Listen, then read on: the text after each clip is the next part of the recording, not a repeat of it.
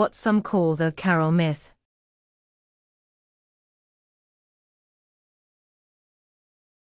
Chapter 1. Down the Rabbit Hole. Alice was beginning to get very tired of sitting by her sister on the bank, and of having nothing to do. Once or twice she had peeped into the book her sister was reading, but it had no pictures or conversations in it. And what is the use of a book, thought Alice, without pictures or conversation?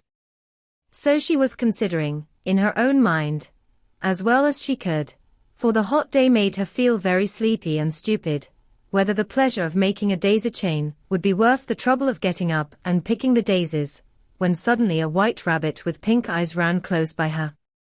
There was nothing so very remarkable in that, nor did Alice think it so very much out of the way to hear the rabbit say to itself, "Oh dear. Oh dear. I shall be too late." When she thought it over afterwards, it occurred to her that she ought to have wondered at this, but at the time it all seemed quite natural. But when the rabbit actually took a watch out of its waistcoat pocket, and looked at it, and then hurried on, Alice started to her feet, for it flashed across her mind that she had never before seen a rabbit with either a waistcoat pocket, or a watch to take out of it, and burning with curiosity, she ran across the field after it, and was just in time to see it pop down a large rabbit hole under the hedge. In another moment down went Alice after it, never once considering how in the world she was to get out again. The rabbit hole went straight on like a tunnel for some way, and then dipped suddenly down, so suddenly that Alice had not a moment to think about stopping herself before she found herself falling down what seemed to be a very deep well. Either the well was very deep, or she fell very slowly, for she had plenty of time as she went down to look about her, and to wonder what was going to happen next. First, she tried to look down and make out what she was coming to, but it was too dark to see anything. Then she looked at the sides of the well, and noticed that they were filled with cupboards and bookshelves. Here and there she saw maps and pictures hung upon pegs. She took down a jar from one of the shelves as she passed. It was labeled orange marmalade, but to her great disappointment it was empty. She did not like to drop the jar, for fear of killing somebody underneath, so managed to put it into one of the cupboards as she fell past it. Well, thought Alice to herself, after such a fall as this, I shall think nothing of tumbling downstairs. How brave they'll all think me at home. Why, I wouldn't say anything about it, even if I fell off the top of the house. Which was very likely true. Down, down, down. Would the fall never come to an end? I wonder how many miles I've fallen by this time, she said aloud. I must be getting somewhere near the center of the earth. Let me see. That would be 4,000 miles down, I think, for, you see, Alice had learnt several things of this sort in her lessons in the schoolroom, and though this was not a very good opportunity for showing off her knowledge, as there was no one to listen to her, still it was good practice to say it over. Yes, that's about the right distance, but then I wonder what latitude or longitude I've got to. Alice had no idea what latitude was, or longitude either, but thought they were nice grand words to say. Presently she began again. I wonder if I shall fall right through the earth. How funny it'll seem to come out among the people that walk with their heads downwards. The antipathies, I think. She was rather glad there was no one listening, this time, as it didn't sound at all the right word, but I shall have to ask them what the name of the country is, you know. Please, is this New Zealand? Or Australia? And she tried to curtsy as she spoke. Fancy, curtsying as you're falling through the air. Do you think you could manage it? And what an ignorant little girl she'll think me for asking. No, it'll never do to ask. Perhaps I shall see it written up somewhere. Down, down, down. There was nothing else to do, so Alice soon began talking again. Dinah'll miss me very much tonight, I should think. Dinah was the cat. I hope they'll remember her saucer of milk at tea time. Dinah, my dear. I wish you were down here with me. There are no mice in the air, I'm afraid, but you might catch a bat, and that's very like a mouse, you know. But do cats eat bats, I wonder? And here Alice began to get rather sleepy, and went on saying to herself, in a dreamy sort of way, do cats eat bats? Do cats eat bats, and sometimes do bats eat cats, for, you see, as she couldn't answer either question, it didn't much matter which way she put it. She felt that she was dozing off, and had just begun to dream that she was walking hand in hand with Dinah, and was saying to her, very earnestly, now, Dinah, tell me the truth, did you ever eat a bat, when suddenly, thump, thump. Down she came upon a heap of sticks and dry leaves, and the fall was over. Alice was not a bit hurt, and she jumped up onto her feet in a moment. She looked up, but it was all dark overhead. Before her was another long passage, and the white rabbit was still in sight, hurrying down it. There was not a moment to be lost. Away went Alice like the wind, and was just in time to hear it say, as it turned a corner, "Oh my ears and whiskers, how late it's getting." She was close behind it when she turned the corner, but the rabbit was no longer to be seen. She found herself in a long, low hall, which was lit up by a row of lamps hanging from the roof. There were doors all round the hall, but they were all locked, and when Alice had been all the way down one side and up the other, trying every door, she walked sadly down the middle, wondering how she was ever to get out again. Suddenly she came upon a little three-legged table, all made of solid glass. There was nothing on it except a tiny golden key, and Alice's first thought was that this might belong to one of the doors of the hall, but alas! Either the locks were too large, or the key was too small, but at any rate it would not open any of them. However, on the second time round, she came upon a low curtain she had not noticed before, and behind it was a little door about 15 inches high. She tried the little golden key in the lock, and to her great delight it fitted. Alice opened the door and found that it led into a small passage, not much larger than a rat hole. She knelt down and looked along the passage into the loveliest garden you ever saw. How she longed to get out of that dark hall, and wander about among those beds of bright flowers and those cool fountains. But she could not even get her head through the doorway, and even if my head would go through, thought poor Alice, it would be of very little use without my shoulders. Oh, how I wish I could shut up like a telescope. I think I could, if I only know how to begin. For, you see, so many out-of-the-way things had happened lately, that Alice had begun to think that very few things indeed were really impossible. There seemed to be no use in waiting by the little door, so she went back to the table, half hoping she might find another key on it, or at any rate a book of rules for shutting people up like telescopes. This time she found a little bottle on it, which certainly was not here before, said Alice, and tied round the neck of the bottle was a paper label, with the words, "Drink Emmy" beautifully printed on it in large letters. It was all very well to say, "Drink me," but the wise little Alice was not going to do that in a hurry.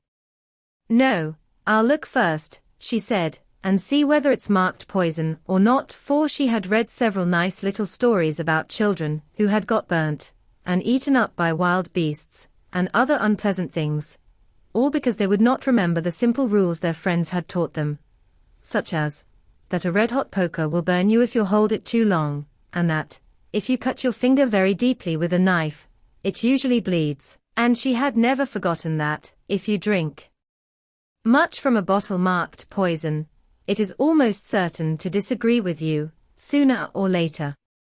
However, this bottle was not marked poison, so Alice ventured to taste it, and finding it very nice, it had, in fact, a sort of mixed flavor of cherry tart, custard, pineapple, roast turkey, toffee, and hot buttered toast. She very soon finished it off. "What a curious feeling," said Alice. "I must be shutting up like a telescope." And so it was indeed.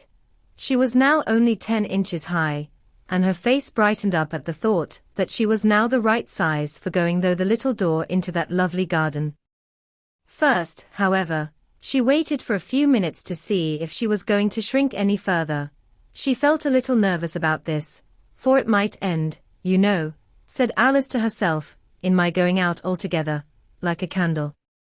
I wonder what I should be like then. And she tried to fancy what the flame of a candle looks like after the candle is blown out, for she could not remember ever having seen such a thing. After a while, finding that nothing more happened, she decided on going into the garden at once, but, alas for poor Alice. When she got to the door, she found she had forgotten the little golden key, and when she went back to the table for it, she found she could not possibly reach it. She could see it quite plainly through the glass, and she tried her best to climb up one of the legs of the table, but it was too slippery. And when she had tired herself out with trying, the poor little thing sat down and cried. Come, there's no use in crying like that, said Alice to herself rather sharply. I advise you to leave off this minute. She generally gave herself very good advice, though she very seldom followed it, and sometimes she scolded herself so severely as to bring tears into her eyes, and once she remembered trying to box her own ears for having cheated herself in a game of croquet she was playing against herself, for this curious child was very fond of pretending to be two people. But it's no use now, thought poor Alice, to pretend to be two people. Why, there's hardly enough of me left to make one respectable person.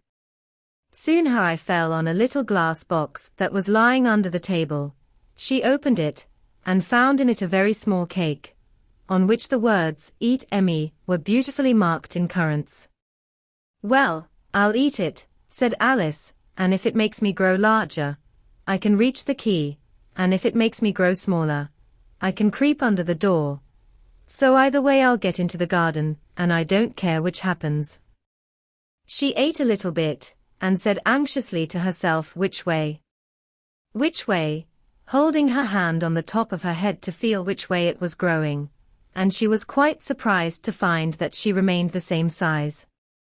To be sure, this is what generally happens when one eats cake, but Alice had got so much into the way of expecting nothing but out-of-the-way things to happen, that it seemed quite dull and stupid for life to go on in the common way. So she set to work, and very soon finished off the cake. Chapter 2. The Pool of Tears. Curiouser and curiouser, cried Alice. She was so much surprised that for the moment she quite forgot how to speak good English. Now I'm opening out like the largest telescope that ever was. Goodbye, feet. For when she looked down at her feet, they seemed to be almost out of sight, they were getting so far off. Oh, my poor little feet. I wonder who will put on your shoes and stockings for you now, dears. I'm sure I shan't be able. I shall be a great deal too far off to trouble myself about you. You must manage the best way you can, but I must be kind to them, thought Alice. Or perhaps they won't walk the way I want to go. Let me see. I'll give them a new pair of boots every Christmas. And she went on planning to herself how she would manage it. They must go by the carrier, she thought, and how funny it'll seem, sending presents to one's own feet. And how odd the directions will look. Alice's right foot, Esquire. Hearthrug, near the fender, with Alice's love. Oh dear, what nonsense I'm talking. Just then her head struck against the roof of the hall. In fact she was now more than 9 feet high, and she at once took up the little golden key, and hurried off to the garden door. Poor Alice. It was as much as she could do, lying down on one side, to look through into the garden with one eye, but to get through was more hopeless than ever. She sat down and began to cry again. You ought to be ashamed of yourself, said Alice, a great girl like you, she might well say this, to go on crying in this way. Stop this moment, I tell you. But she went on all the same, shedding gallons of tears, until there was a large pool all around her, about 4 inches deep and reaching half down the hall.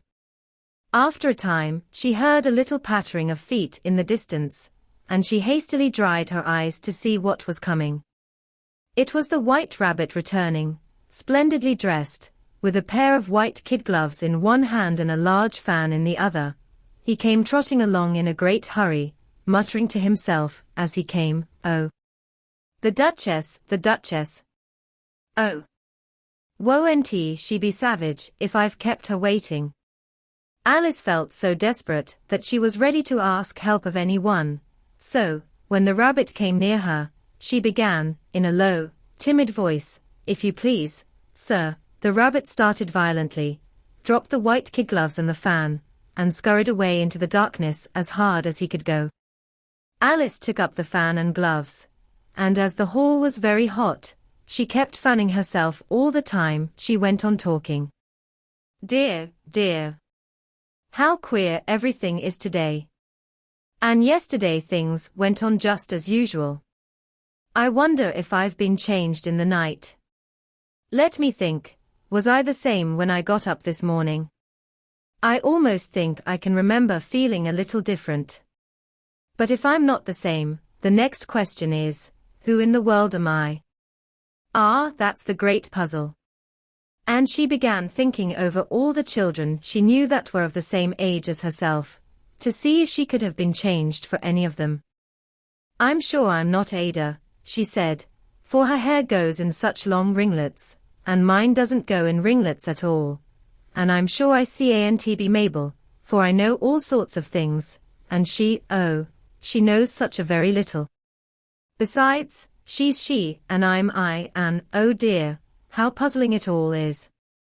I'll try if I know all the things I used to know. Let me see, 4 times 5 is 12, and 4 times 6 is 13, and 4 times 7 is, oh dear. I shall never get to 20 at that rate.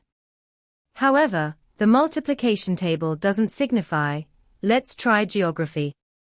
London is the capital of Paris, and Paris is the capital of Rome, and Rome, no, that's all wrong, I'm certain. I must have been changed for Mabel. I'll try and say how doth the little," and she crossed her hands on her lap, as if she was saying lessons, and began to repeat it, but her voice sounded hoarse and strange, and the words did not come the same as they used to do. "How doth the little crocodile improve his shining tail, and pour the waters of the Nile on every golden scale? How cheerfully he seems to grin, how neatly spreads his claws, and welcome little fishes in, with gently smiling jaws." "I'm sure those are not the right words," said poor Alice, and her eyes filled with tears again as she went on. "I must be Mabel after all, and I shall have to go and live in that poky little house, and have next to no toys to play with, and oh, ever so many lessons to learn. No, I've made up my mind about it. If I'm Mabel, I'll stay down here. It'll be no use their putting their heads down and saying come up again, dear. I shall only look up and say who am I then? Tell me that first, and then, if I like being that person, I'll come up. If not, I'll stay down here till I'm somebody else. But, oh dear," cried Alice, with a sudden burst of tears, "I do wish they would put their heads down. I am so very tired of being all alone here." As she said this she looked down at her hands, and was surprised to see that she had put on one of the rabbit's little white kid gloves while she was talking. "How can I have done that?" she thought. "I must be growing small again." She got up and went to the table to measure herself by it, and found that, as nearly as she could guess, she was now about 2 feet high, and was going on shrinking rapidly. She soon found out that the cause of this was the fan she was holding, and she dropped it hastily, just in time to save herself from shrinking away altogether. "That was a narrow escape," said Alice, a good deal frightened at the sudden change, but very glad to find herself still in existence. "And now for the garden." And she ran with all speed back to the little door, but, alas! The little door was shut again, and the little golden key was lying on the glass table as before, and things are worse than ever, thought the poor child, for I never was so small as this before, never. And I declare it's too bad, that it is. As she said these words her foot slipped, and in another moment, splash! She was up to her chin in salt water. Her first idea was that she had somehow fallen into the sea, and in that case I can go back by railway, she said to herself. Alice had been to the seaside once in her life, and had come to the general conclusion that, wherever you go to on the English coast, you find a number of bathing machines in the sea, some children digging in the sand with wooden spades, then a row of lodging houses, and behind them a railway station. However, she soon made out that she was in the pool of tears, which she had wept when she was 9 feet high. I wish I hadn't cried so much, said Alice, as she swam about, trying to find her way out. I shall be punished for it now, I suppose, by being drowned in my own tears. That will be a queer thing, to be sure. However, everything is queer today. Just then she heard something splashing about in the pool a little way off, and she swam nearer to make out what it was. At first she thought it must be a walrus or hippopotamus, but then she remembered how small she was now, and she soon made out that it was only a mouse that had slipped in like herself. Would it be of any use now, thought Alice, to speak to this mouse? Everything is so out of the way down here, that I should think very likely it can talk. At any rate, there's no harm in trying. So she began, "Oh mouse, do you know the way out of this pool? I am very tired of swimming about here, oh mouse." Alice thought this must be the right way of speaking to a mouse. She had never done such a thing before, but she remembered having seen, in her brother's Latin grammar, a mouse of a mouse, to a mouse, oh mouse. The mouse looked at her rather inquisitively, and seemed to her to wink with one of its little eyes, but it said nothing. Perhaps it doesn't understand English, thought Alice. I dare say it's a French mouse, come over with William the Conqueror. For, with all her knowledge of history, Alice had no very clear notion how long ago anything had happened. So she began again, "Oh you istma chat," which was the first sentence in her French lesson book. The mouse gave a sudden leap out of the water, and seemed to quiver all over with fright. "Oh, I beg your pardon," cried Alice hastily, afraid that she had hurt the poor animal's feelings. "I quite forgot you didn't like cats." "Not like cats?" cried the mouse in a shrill, passionate voice. "Would you like cats, if you were me?" "Well, perhaps not," said Alice in a soothing tone. "Don't be angry about it. And yet I wish I could show you our cat Dinah. I think you take a fancy to cats, if you could only see her. She is such a dear quiet thing," Alice went on, half to herself, as she swam lazily about in the pool, "and she sits purring so nicely by the fire, licking her paws and washing her face, and she is such a nice soft thing to nurse, and she's such a capital one for catching mice." "Oh, I beg your pardon," cried Alice again, for this time the mouse was bristling all over, and she felt certain it must be really offended. "We won't talk about her any more if you'd rather not." "We indeed," cried the mouse, who was trembling down to the end of his tail. "As if I would talk on such a subject. Our family always hated cats, nasty, low, vulgar things. Don't let me hear the name again." "I won't indeed," said Alice, in a great hurry to change the subject of conversation. Are you fond of dogs?" The mouse did not answer, so Alice went on eagerly, "There is such a nice little dog, near our house, I should like to show you. A little bright-eyed terrier, you know, with such long curly brown hair. And it'll fetch things when you throw them, and it'll sit up and beg for its dinner, and all sorts of things. I can't remember half of them, and it belongs to a farmer, you know, and he says it's so useful, it's worth £100. He says it kills all the rats and, oh dear," cried Alice in a sorrowful tone. "I'm afraid I've offended it again." For the mouse was swimming away from her as hard as it could go, and making quite a commotion in the pool as it went. So she called softly after it, "Mouse dear, do come back again, and we won't talk about cats, or dogs either, if you don't like them. When the mouse heard this, it turned round and swam slowly back to her. Its face was quite pale, with passion, Alice thought, and it said, in a low trembling voice, "Let us get to the shore, and then I'll tell you my history, and you'll understand why it is I hate cats and dogs."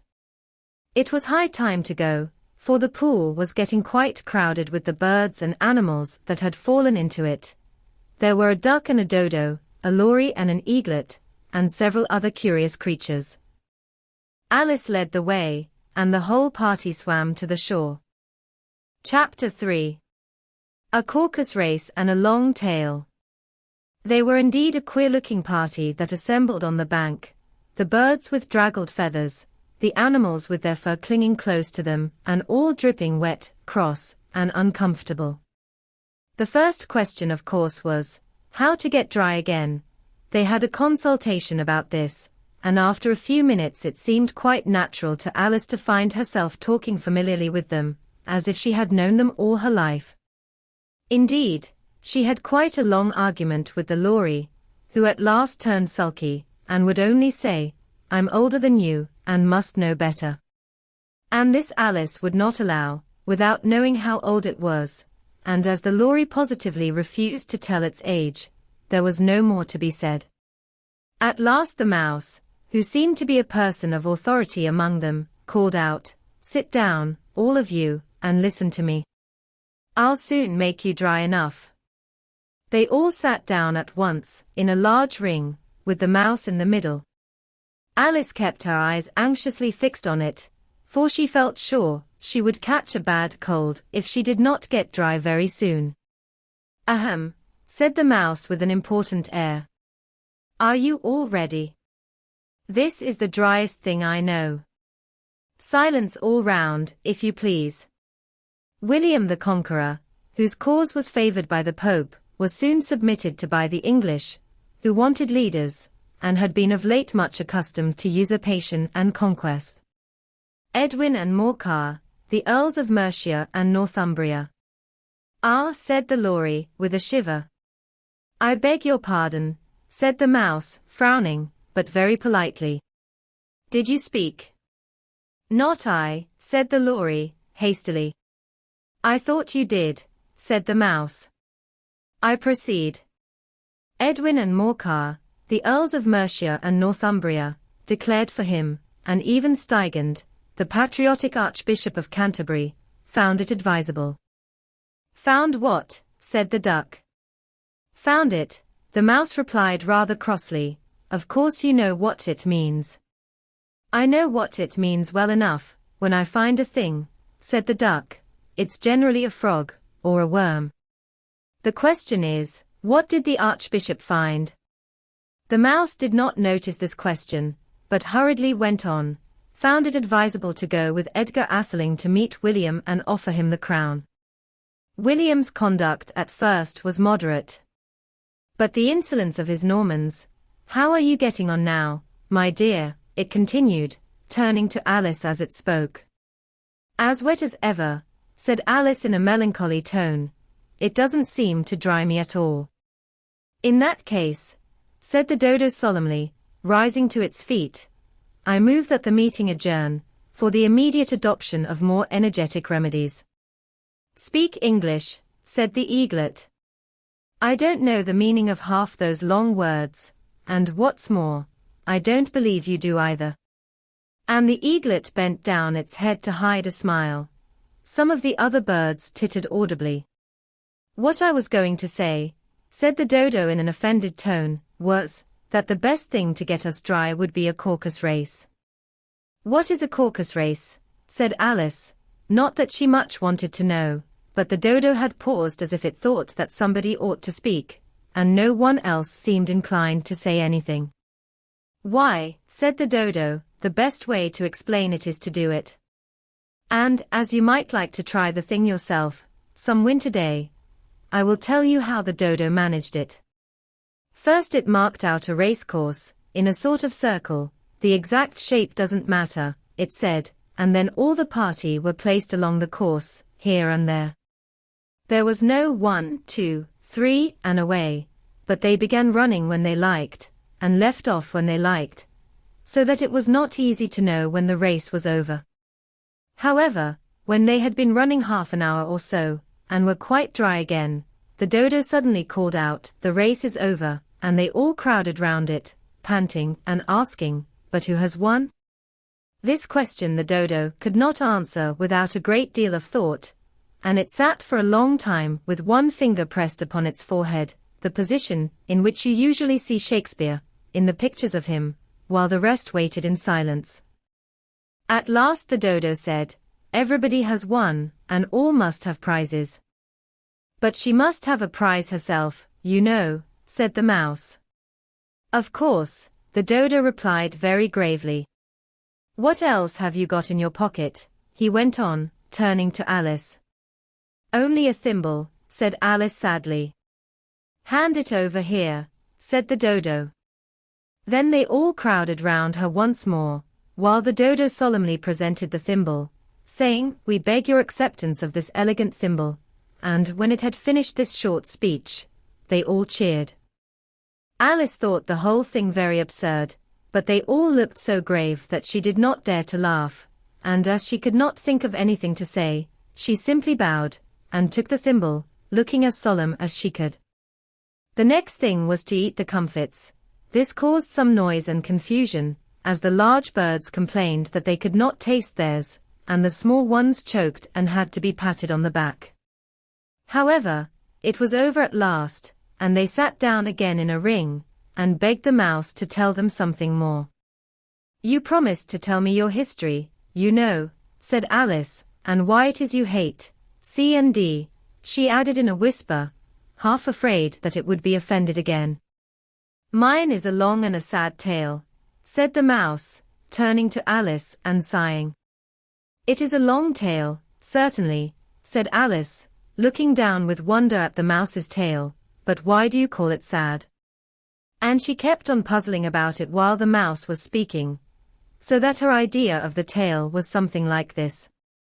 Fury said to a mouse, that he met in the house, "Let us both go to law. I will prosecute you. Come, I'll take no denial, we must have a trial, for really this morning I've nothing to do." Said the mouse to the cur, "Such a trial, dear sir, with no jury or judge, would be wasting our breath."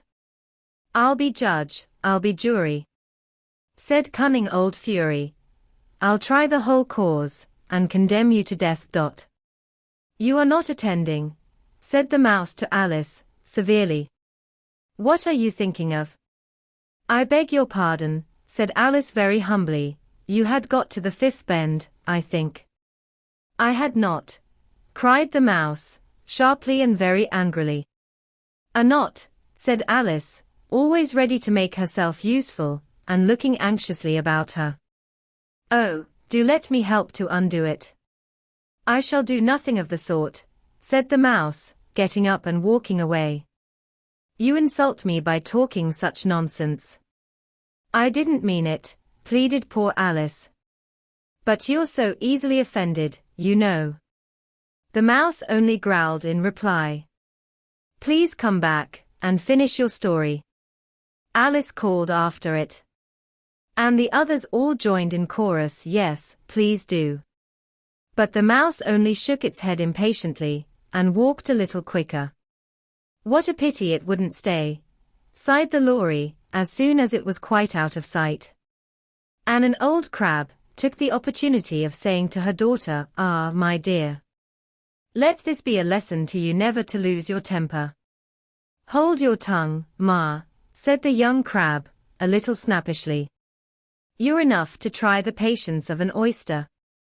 "I wish I had our diner here, I know I do," said Alice aloud, addressing nobody in particular. "She'd soon fetch it back." "And who is Dinah, if I might venture to ask the question?" said the lory. Alice replied eagerly, for she was always ready to talk about her pet. "Dinah's our cat. And she's such a capital one for catching mice, you can't think. And oh, I wish you could see her after the birds. Why, she'll eat a little bird as soon as look at it."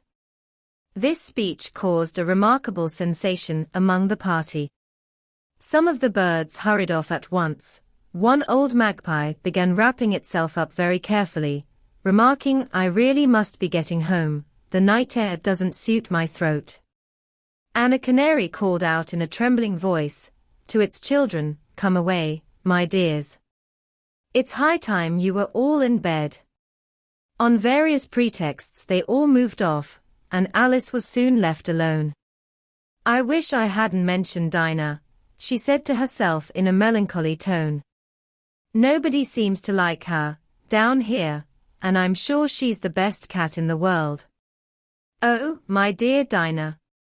I wonder if I shall ever see you any more." And here poor Alice began to cry again, for she felt very lonely and low-spirited. In a little while, however, she again heard a little pattering of footsteps in the distance, and she looked up eagerly, half hoping that the mouse had changed his mind, and was coming back to finish his story. Chapter 4. The Rabbit Sends in a Little Bill. It was the White Rabbit, trotting slowly back again, and looking anxiously about as it went, as if it had lost something, and she heard it muttering to itself, "The Duchess. The Duchess. Oh my dear paws. Oh my fur and whiskers. She'll get me executed, as sure as ferrets are ferrets. Where can I have dropped them, I wonder?"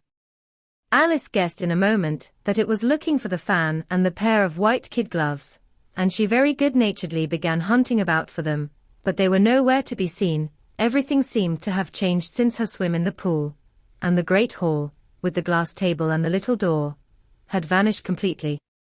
Very soon the rabbit noticed Alice, as she went hunting about, and called out to her, in an angry tone, "Why, Mary Ann, what are you doing out here? Run home this moment, and fetch me a pair of gloves and a fan.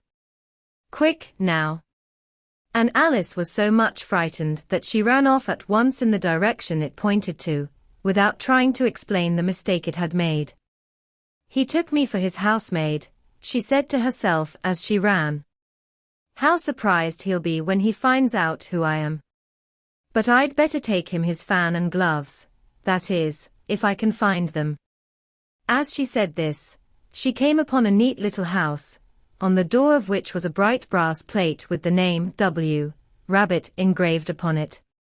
She went in without knocking, and hurried upstairs, in great fear lest she should meet the real Mary Ann, and be turned out of the house before she had found the fan and gloves.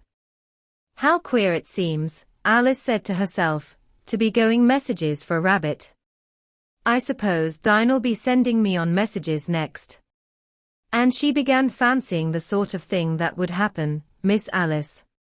Come here directly, and get ready for your walk. Coming in a minute, nurse. But I've got to watch this mouse hole till Dinah comes back, and see that the mouse doesn't get out.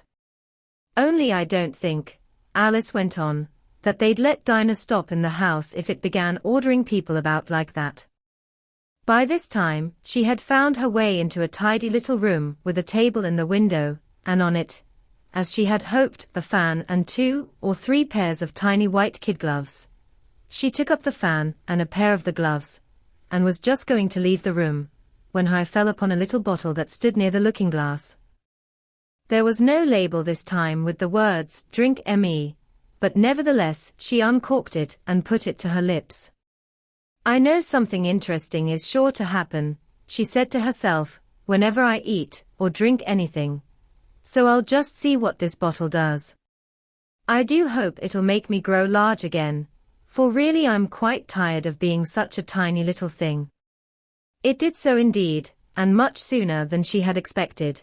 Before she had drunk half the bottle, she found her head pressing against the ceiling, and had to stoop to save her neck from being broken. She hastily put down the bottle, saying to herself, "That's quite enough. I hope I shan't grow any more. As it is, I can't get out at the door. I do wish I hadn't drunk quite so much." Alas! It was too late to wish that. She went on growing, and very soon had to kneel down on the floor, in another minute there was not even room for this, and she tried the effect of lying down with one elbow against the door, and the other arm curled round her head. Still she went on growing, and as a last resource, she put one arm out of the window, and one foot up the chimney, and said to herself, now I can do no more, whatever happens. What will become of me? Luckily for Alice, the little magic bottle had now had its full effect, and she grew no larger. Still it was very uncomfortable, and as there seemed to be no sort of chance of her ever getting out of the room again, no wonder she felt unhappy. It was much pleasanter at home, thought poor Alice, when one wasn't always growing larger and smaller, and being ordered about by mice and rabbits. I almost wish I hadn't gone down that rabbit hole, and yet, it's rather curious, you know, this sort of life. I do wonder what can have happened to me. When I used to read fairy tales, I fancied that kind of thing never happened, and now here I am in the middle of one. There ought to be a book written about me, that there ought. And when I grow up, I'll write one, but I'm grown up now, she added in a sorrowful tone, at least there's no room to grow up any more here. But then, thought Alice, shall I never get any older than I am now? That'll be a comfort, one way, never to be an old woman, but then, always to have lessons to learn. Oh, I shouldn't like that. Oh, you foolish Alice, she answered herself. How can you learn lessons in here? Why, there's hardly room for you, and no room at all for any lesson books. And so she went on, taking first one side and then the other, and making quite a conversation of it altogether. But after a few minutes, she heard a voice outside, and stopped to listen. Mary Ann. Mary Ann, said the voice. Fetch me my gloves this moment. Then came a little pattering of feet on the stairs. Alice knew it was the rabbit coming to look for her, and she trembled till she shook the house, quite forgetting that she was now about 1,000 times as large as the rabbit, and had no reason to be afraid of it. Presently the rabbit came up to the door, and tried to open it, but as the door opened inwards, and Alice's elbow was pressed hard against it, that attempt proved a failure. Alice heard it say to itself, then I'll go round and get in at the window. That you won't, thought Alice, and after waiting till she fancied she heard the rabbit just under the window, she suddenly spread out her hand and made a snatch in the air. She did not get hold of anything, but she heard a little shriek and a fall, and a crash of broken glass, from which she concluded that it was just possible it had fallen into a cucumber frame, or something of the sort. Next came an angry voice, the rabbit's, Pat. Pat. Where are you? And then a voice she had never heard before, sure then I'm here. Digging for apples, Your Honor. Digging for apples, indeed, said the rabbit angrily. Here. Come and help me out of this. Sounds of more broken glass. Now tell me, Pat, what's that in the window? Sure, it's an arm, Your Honor. He pronounced it arum. An arm, you goose. Who ever saw one that size? Why, it fills the whole window. Sure, it does, Your Honor, but it's an arm for all that. Well, it's got no business there, at any rate. Go and take it away. There was a long silence after this, and Alice could only hear whispers now and then, such as, sure, I don't like it, Your Honor, at all, at all. Do as I tell you, you coward. And at last she spread out her hand again, and made another snatch in the air. This time there were two little shrieks, and more sounds of broken glass. What a number of cucumber frames there must be, thought Alice. I wonder what they'll do next. As for pulling me out of the window, I only wish they could. I'm sure I don't want to stay in here any longer. She waited for some time without hearing anything more. At last came a rumbling of little cartwheels, and the sound of a good many voices all talking together. She made out the words, "Where's the other ladder? Why, I hadn't to bring but one. Bill's got the other, Bill. Fetch it here, lad, here, put 'em up at this corner, no, tie 'em together first. They don't reach half high enough yet, oh. They'll do well enough. Don't be particular, here, Bill. Catch hold of this rope, will the roof bear? Mind that loose slate, oh, it's coming down.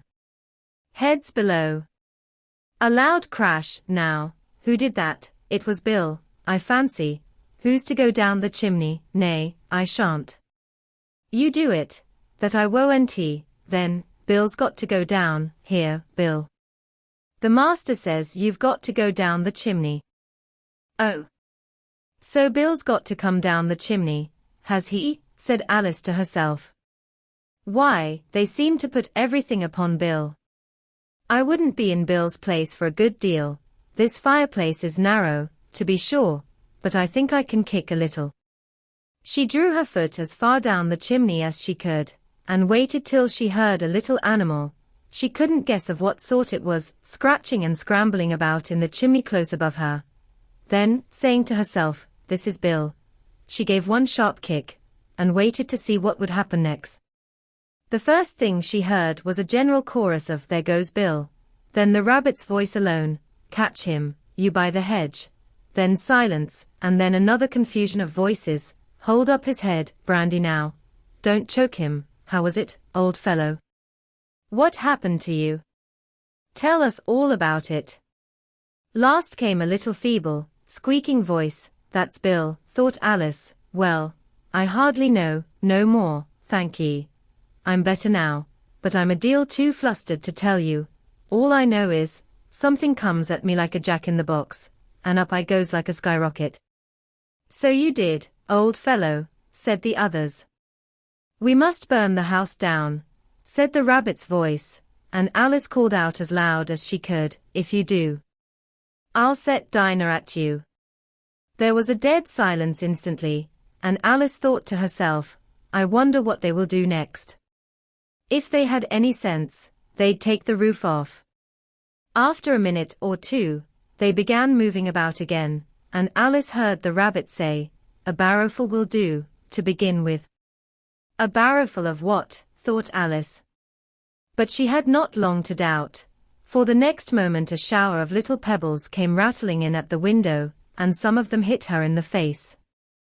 "I'll put a stop to this," she said to herself, and shouted out, "You'd better not do that again," which produced another dead silence. Alice noticed, with some surprise, that the pebbles were all turning into little cakes as they lay on the floor, and a bright idea came into her head. "If I eat one of these cakes," she thought, "it's sure to make some change in my size, and as it can't possibly make me larger, it must make me smaller, I suppose." So she swallowed one of the cakes, and was delighted to find that she began shrinking directly. As soon as she was small enough to get through the door, she ran out of the house, and found quite a crowd of little animals and birds waiting outside. The poor little lizard, Bill, was in the middle, being held up by 2 guinea pigs, who were giving it something out of a bottle. They all made a rush at Alice the moment she appeared, but she ran off as hard as she could, and soon found herself safe in a thick wood. "The first thing I've got to do," said Alice to herself, as she wandered about in the wood, "is to grow to my right size again, and the second thing is to find my way into that lovely garden. I think that will be the best plan." It sounded an excellent plan, no doubt, and very neatly and simply arranged. The only difficulty was that she had not the smallest idea how to set about it, and while she was peering about anxiously among the trees, a little sharp bark just over her head made her look up in a great hurry. An enormous puppy was looking down at her with large round eyes, and feebly stretching out one paw, trying to touch her. "Poor little thing," said Alice, in a coaxing tone, and she tried hard to whistle to it, but she was terribly frightened all the time at the thought that it might be hungry, in which case it would be very likely to eat her up in spite of all her coaxing. Hardly knowing what she did, she picked up a little bit of stick, and held it out to the puppy, whereupon the puppy jumped into the air off all its feet at once, with a yelp of delight, and rushed at the stick, and made believe to worry it. Then Alice dodged behind a great thistle, to keep herself from being run over, and the moment she appeared on the other side, the puppy made another rush at the stick, and tumbled head over heels in its hurry to get hold of it. Then Alice, thinking it was very like having a game of play with the cart horse, and expecting every moment to be trampled under its feet, ran round the thistle again.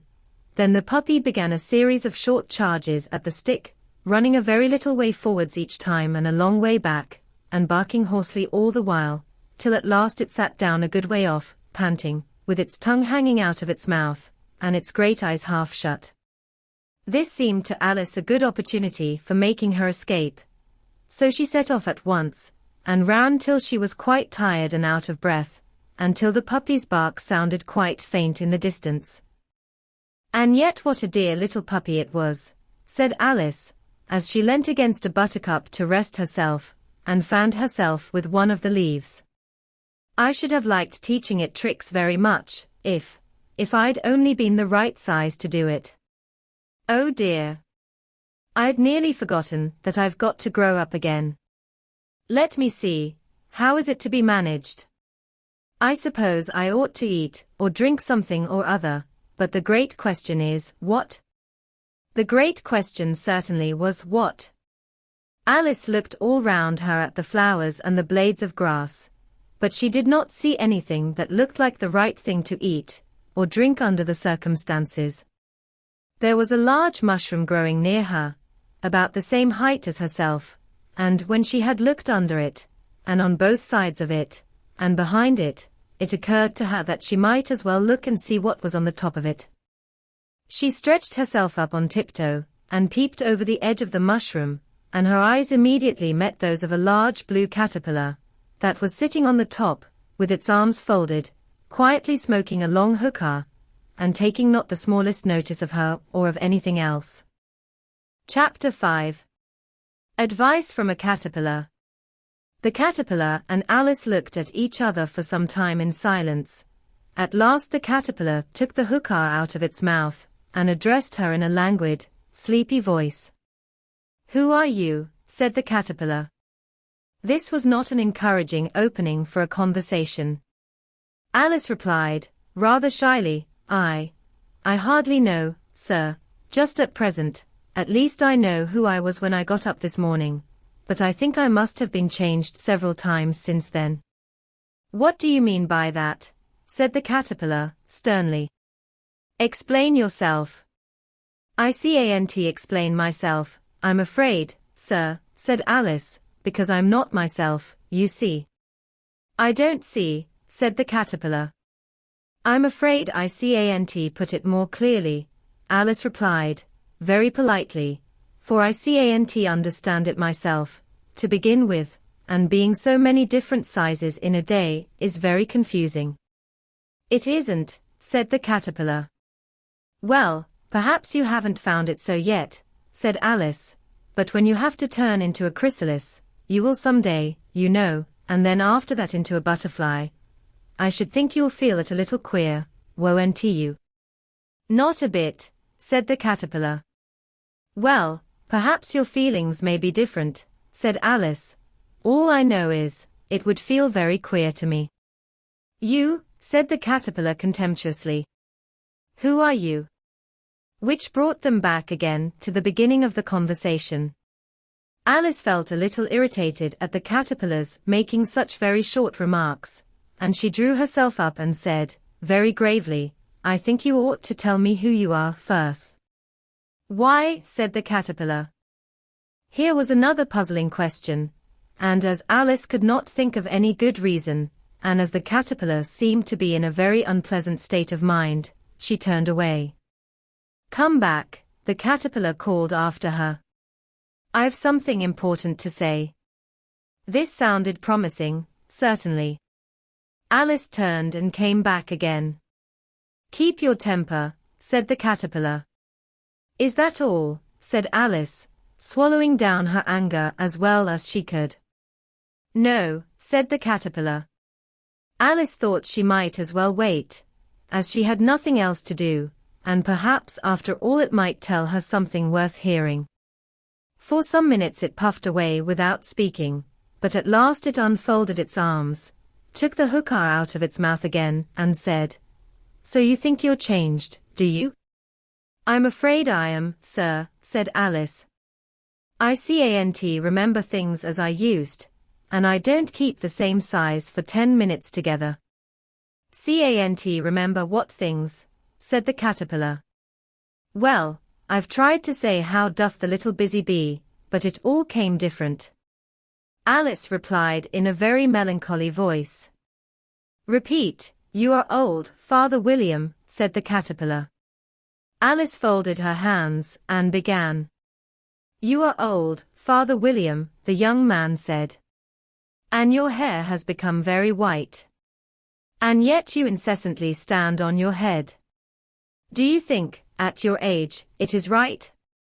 "In my youth," Father William replied to his son, "I feared it might injure the brain.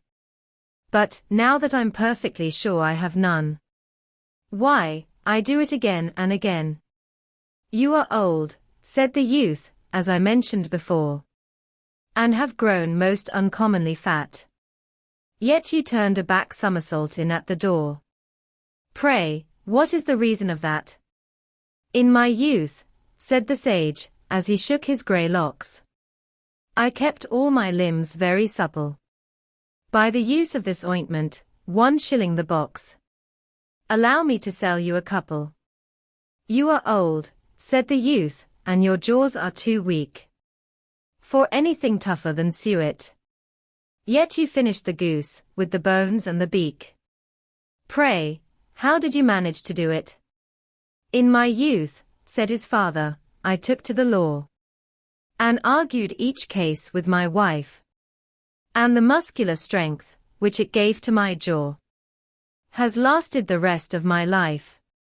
"You are old," said the youth, "one would hardly suppose that your eye was as steady as ever. Yet you balanced an eel on the end of your nose. What made you so awfully clever?" "I have answered 3 questions, and that is enough," said his father. "Don't give yourself airs. Do you think I can listen all day to such stuff? Be off, or I'll kick you downstairs." "That is not said right," said the caterpillar. "Not quite right, I'm afraid," said Alice, timidly. "Some of the words have got altered." "It is wrong from beginning to end," said the caterpillar, decidedly, and there was silence for some minutes. The caterpillar was the first to speak. "What size do you want to be?" it asked. "Oh, I'm not particular as to size," Alice hastily replied. "Only one doesn't like changing so often, you know." "I don't know," said the caterpillar. Alice said nothing. She had never been so much contradicted in her life before, and she felt that she was losing her temper. "Are you content now?" said the caterpillar. "Well, I should like to be a little larger, sir, if you wouldn't mind," said Alice. 3 inches is such a wretched height to be." "It is a very good height indeed," said the caterpillar angrily, rearing itself upright as it spoke. It was exactly 3 inches high. "But I'm not used to it," pleaded poor Alice in a piteous tone. And she thought to herself, "I wish the creatures wouldn't be so easily offended." "You'll get used to it in time," said the caterpillar, and it put the hookah into its mouth and began smoking again. This time Alice waited patiently until it chose to speak again. In a minute or 2 the caterpillar took the hookah out of its mouth, and yawned once or twice, and shook itself. Then it got down off the mushroom, and crawled away in the grass, merely remarking, as it went, "One side will make you grow taller, and the other side will make you grow shorter." "One side of what? The other side of what?" thought Alice to herself. "Of the mushroom," said the caterpillar, just as if she had asked it aloud, and in another moment it was out of sight. Alice remained looking thoughtfully at the mushroom for a minute, trying to make out which were the 2 sides of it, and as it was perfectly round, She found this a very difficult question. However, at last she stretched her arms round it as far as they would go, and broke off a bit of the edge with each hand. And now which is which? She said to herself, and nibbled a little of the right-hand bit to try the effect. The next moment she felt a violent blow underneath her chin. It had struck her foot.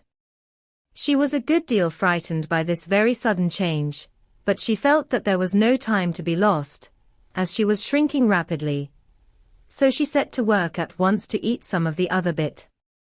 Her chin was pressed so closely against her foot that there was hardly room to open her mouth, but she did it at last, and managed to swallow a morsel of the left-hand bit. "Come, my head's free at last," said Alice in a tone of delight, which changed into alarm in another moment, when she found that her shoulders were nowhere to be found. All she could see, when she looked down, was an immense length of neck, which seemed to rise like a stalk out of a sea of green leaves that lay far below her. "What can all that green stuff be?" said Alice. "And where have my shoulders got to? And oh, my poor hands, how is it I can't see you?" She was moving them about as she spoke, but no result seemed to follow, except a little shaking among the distant green leaves. As there seemed to be no chance of getting her hands up to her head, she tried to get her head down to them, and was delighted to find that her neck would bend about easily in any direction, like a serpent. She had just succeeded in curving it down into a graceful zigzag, and was going to dive in among the leaves, which she found to be nothing but the tops of the trees under which she had been wandering, when a sharp hiss made her draw back in a hurry. A large pigeon had flown into her face, and was beating her violently with its wings. "Serpent!" screamed the pigeon. "I'm not a serpent," said Alice indignantly. "Let me alone." "Serpent, I say again," repeated the pigeon, but in a more subdued tone, and added with a kind of sob, "I've tried every way, and nothing seems to suit them." "I haven't the least idea what you're talking about," said Alice. "I've tried the roots of trees, and I've tried banks, and I've tried hedges," the pigeon went on, without attending to her, "but those serpents, there's no pleasing them." Alice was more and more puzzled, but she thought there was no use in saying anything more till the pigeon had finished. "As if it wasn't trouble enough hatching the eggs," said the pigeon, "but I must be on the lookout for serpents, night and day. Why, I haven't had a wink of sleep these 3 weeks." "I'm very sorry you've been annoyed," said Alice, who was beginning to see its meaning. "And just as I'd taken the highest tree in the wood," continued the pigeon, raising its voice to a shriek, "and just as I was thinking I should be free of them at last, they must needs come wriggling down from the sky. Ah, serpent! But I'm not a serpent, I tell you," said Alice. I'm a... "Well, what are you?" said the pigeon. "I can see you're trying to invent something." I'm a little girl," said Alice, rather doubtfully, as she remembered the number of changes she had gone through that day. "A likely story indeed," said the pigeon, in a tone of the deepest contempt. "I've seen a good many little girls in my time, but never one with such a neck as that. No, no. You're a serpent, and there's no use denying it. I suppose you'll be telling me next that you never tasted an egg." "I have tasted eggs, certainly," said Alice, who was a very truthful child, "but little girls eat eggs quite as much as serpents do, you know." "I don't believe it," said the pigeon, "but if they do, why then they're a kind of serpent, that's all I can say." This was such a new idea to Alice, that she was quite silent for a minute or two, which gave the pigeon the opportunity of adding, "You're looking for eggs. I know that well enough, and what does it matter to me whether you're a little girl or a serpent?" "It matters a good deal to me," said Alice hastily, "but I'm not looking for eggs, as it happens, and if I was, I shouldn't want yours. I don't like them raw." "Well, be off, then," said the pigeon in a sulky tone, as it settled down again into its nest. Alice crouched down among the trees as well as she could, for her neck kept getting entangled among the branches, and every now and then she had to stop and untwist it. After a while she remembered that she still held the pieces of mushroom in her hands, and she set to work very carefully, nibbling first at one and then at the other, and growing sometimes taller, and sometimes shorter, until she had succeeded in bringing herself down to her usual height. It was so long since she had been anything near the right size, that it felt quite strange at first, but she got used to it in a few minutes, and began talking to herself, as usual. Come, there's half my plan done now. How puzzling all these changes are. I'm never sure what I'm going to be, from one minute to another. However, I've got back to my right size. The next thing is, to get into that beautiful garden. How is that to be done, I wonder? As she said this, she came suddenly upon an open place, with a little house in it about 4 feet high. Whoever lives there, thought Alice, it'll never do to come upon them this size. Why? I should frighten them out of their wits. So she began nibbling at the right-hand bit again, and did not venture to go near the house till she had brought herself down to 9 inches high. Chapter 6. Pig and Pepper. For a minute or two she stood looking at the house, and wondering what to do next, when suddenly a footman in livery came running out of the wood. She considered him to be a footman, because he was in livery. Otherwise, judging by his face only, she would have called him a fish, and rapped loudly at the door with his knuckles. It was opened by another footman in livery, with a round face, and large eyes like a frog, and both footmen, Alice noticed, had powdered hair that curled all over their heads. She felt very curious to know what it was all about, and crept a little way out of the wood to listen. The fish footman began by producing from under his arm a great letter, nearly as large as himself, and this he handed over to the other, saying, in a solemn tone, for the Duchess. An invitation from the Queen to play croquet. The frog footman repeated, in the same solemn tone, only changing the order of the words a little, from the Queen. An invitation for the Duchess to play croquet. Then they both bowed low, and their curls got entangled together. Alice laughed so much at this, that she had to run back into the wood for fear of their hearing her, and when she next peeped out, the fish footman was gone, and the other was sitting on the ground near the door, staring stupidly up into the sky. Alice went timidly up to the door and knocked. "There's no sort of use in knocking," said the footman, "and that for 2 reasons. First, because I'm on the same side of the door as you are. Secondly, because they are making such a noise inside, no one could possibly hear you." And certainly, there was a most extraordinary noise going on within. A constant howling and sneezing, and every now and then a great crash, as if a dish or kettle had been broken to pieces. "Please, then," said Alice, "how am I to get in?" "There might be some sense in your knocking," the footman went on, without attending to her, "if we had the door between us. For instance, if you were inside, you might knock, and I could let you out, you know." He was looking up into the sky all the time he was speaking, and this Alice thought decidedly uncivil. But perhaps he can't help it, she said to herself, his eyes are so very nearly at the top of his head. But at any rate he might answer questions. "How am I to get in?" she repeated, aloud. "I shall sit here," the footman remarked, "till tomorrow." At this moment the door of the house opened, and a large plate came skimming out, straight at the footman's head. It just grazed his nose, and broke to pieces against one of the trees behind him. "Or next day, maybe," the footman continued in the same tone, exactly as if nothing had happened. "How am I to get in?" asked Alice again, in a louder tone. "Are you to get in at all?" said the footman. "That's the first question, you know." It was, no doubt. Only Alice did not like to be told so.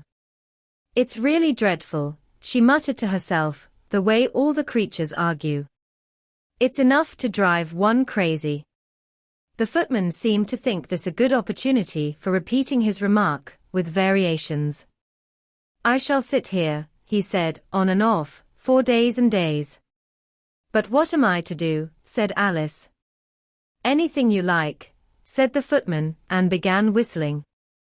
"Oh, there's no use in talking to him," said Alice desperately, "he's perfectly idiotic." And she opened the door and went in. The door led right into a large kitchen, which was full of smoke from one end to the other. The Duchess was sitting on a three-legged stool in the middle, nursing a baby. The cook was leaning over the fire, stirring a large cauldron, which seemed to be full of soup. "There's certainly too much pepper in that soup," Alice said to herself, as well as she could for sneezing. There was certainly too much of it in the air. Even the Duchess sneezed occasionally, and as for the baby, it was sneezing and howling alternately without a moment's pause. The only things in the kitchen that did not sneeze were the cook and a large cat, which was lying on the hearth and grinning from ear to ear. "Please would you tell me," said Alice, a little timidly, for she was not quite sure whether it was good manners for her to speak first, "why your cat grins like that?" "It's a Cheshire cat," said the Duchess, "and that's why." "Pig." She said the last word with such sudden violence that Alice quite jumped, but she saw in another moment that it was addressed to the baby, and not to her, so she took courage, and went on again. "I didn't know that Cheshire cats always grinned, in fact, I didn't know that cats could grin." "They all can," said the Duchess, "and most of 'em do." "I don't know of any that do," Alice said very politely, feeling quite pleased to have got into a conversation. "You don't know much," said the Duchess, "and that's a fact." Alice did not at all like the tone of this remark, and thought it would be as well to introduce some other subject of conversation. While she was trying to fix on one, the cook took the cauldron of soup off the fire, and at once set to work throwing everything within her reach at the Duchess and the baby. The fire irons came first. Then followed a shower of saucepans, plates, and dishes. The Duchess took no notice of them even when they hit her, and the baby was howling so much already, that it was quite impossible to say whether the blows hurt it or not. "Oh, please mind what you're doing," cried Alice, jumping up and down in an agony of terror. "Oh, there goes his precious nose," as an unusually large saucepan flew close by it, and very nearly carried it off. "If everybody minded their own business," the Duchess said, in a hoarse growl, "the world would go round a deal faster than it does." "Which would not be an advantage," said Alice, who felt very glad to get an opportunity of showing off a little of her knowledge. "Just think of what work it would make with the day and night. You see, the earth takes 24 hours to turn round on its axis." "Talking of axes," said the Duchess, "chop off her head." Alice glanced rather anxiously at the cook, to see if she meant to take the hint, but the cook was busily stirring the soup, and seemed not to be listening, so she went on again, 24 hours, I think. Or is it 12? Oh, don't bother me," said the Duchess. "I never could abide figures." And with that she began nursing her child again, singing a sort of lullaby to it as she did so, and giving it a violent shake at the end of every line. "Speak roughly to your little boy, and beat him when he sneezes. He only does it to annoy, because he knows it teases." Chorus, in which the cook and the baby joined. "Wow! Wow! Wow!" While the Duchess sang the second verse of the song, she kept tossing the baby violently up and down, and the poor little thing howled so, that Alice could hardly hear the words. "I speak severely to my boy. I beat him when he sneezes, for he can thoroughly enjoy the pepper when he pleases." Chorus. Wow! Wow! Wow! "Here. You may nurse it a bit, if you like," the Duchess said to Alice, flinging the baby at her as she spoke. "I must go and get ready to play croquet with the Queen," and she hurried out of the room. The cook threw a frying pan after her as she went, but it just missed her. Alice caught the baby with some difficulty, as it was a queer-shaped little creature, and held out its arms and legs in all directions, just like a starfish, thought Alice. The poor little thing was snorting like a steam engine when she caught it, and kept doubling itself up and straightening itself out again, so that altogether, for the first minute or two, it was as much as she could do to hold it. As soon as she had made out the proper way of nursing it, which was to twist it up into a sort of knot, and then keep tight hold of its right ear and left foot, so as to prevent its undoing itself, she carried it out into the open air. If I don't take this child away with me, thought Alice, they are sure to kill it in a day or two. Wouldn't it be murder to leave it behind? She said the last words out loud, and the little thing grunted in reply. It had left off sneezing by this time. Don't grunt, said Alice. That's not at all a proper way of expressing yourself. The baby grunted again, and Alice looked very anxiously into its face to see what was the matter with it. There could be no doubt that it had a very turn-up nose, much more like a snout than a real nose. Also its eyes were getting extremely small for a baby. Altogether Alice did not like the look of the thing at all. But perhaps it was only sobbing, she thought, and looked into its eyes again, to see if there were any tears. No, there were no tears. If you're going to turn into a pig, my dear, said Alice, seriously, I'll have nothing more to do with you. Mind now. The poor little thing sobbed again, or grunted, it was impossible to say which, and they went on for some while in silence. Alice was just beginning to think to herself, now, what am I to do with this creature, when I get it home, when it grunted again, so violently, that she looked down into its face in some alarm. This time there could be no mistake about it. It was neither more nor less than a pig, and she felt that it would be quite absurd for her to carry it any further. So she set the little creature down, and felt quite relieved to see it trot away quietly into the wood. If it had grown up, she said to herself, it would have made a dreadfully ugly child, but it makes rather a handsome pig, I think.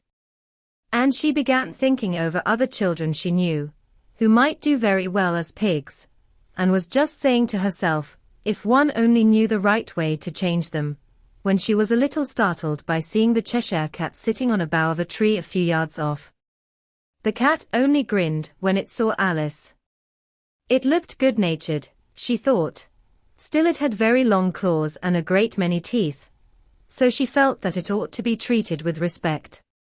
Cheshire Puss, she began, rather timidly, as she did not at all know whether it would like the name. However, it only grinned a little wider. Come, it's pleased so far, thought Alice, and she went on. Would you tell me, please, which way I ought to go from here? That depends a good deal on where you want to get to, said the cat. I don't much care where, said Alice. Then it doesn't matter which way you go, said the cat. So long as I get somewhere, Alice added as an explanation. Oh, you're sure to do that, said the cat, if you only walk long enough.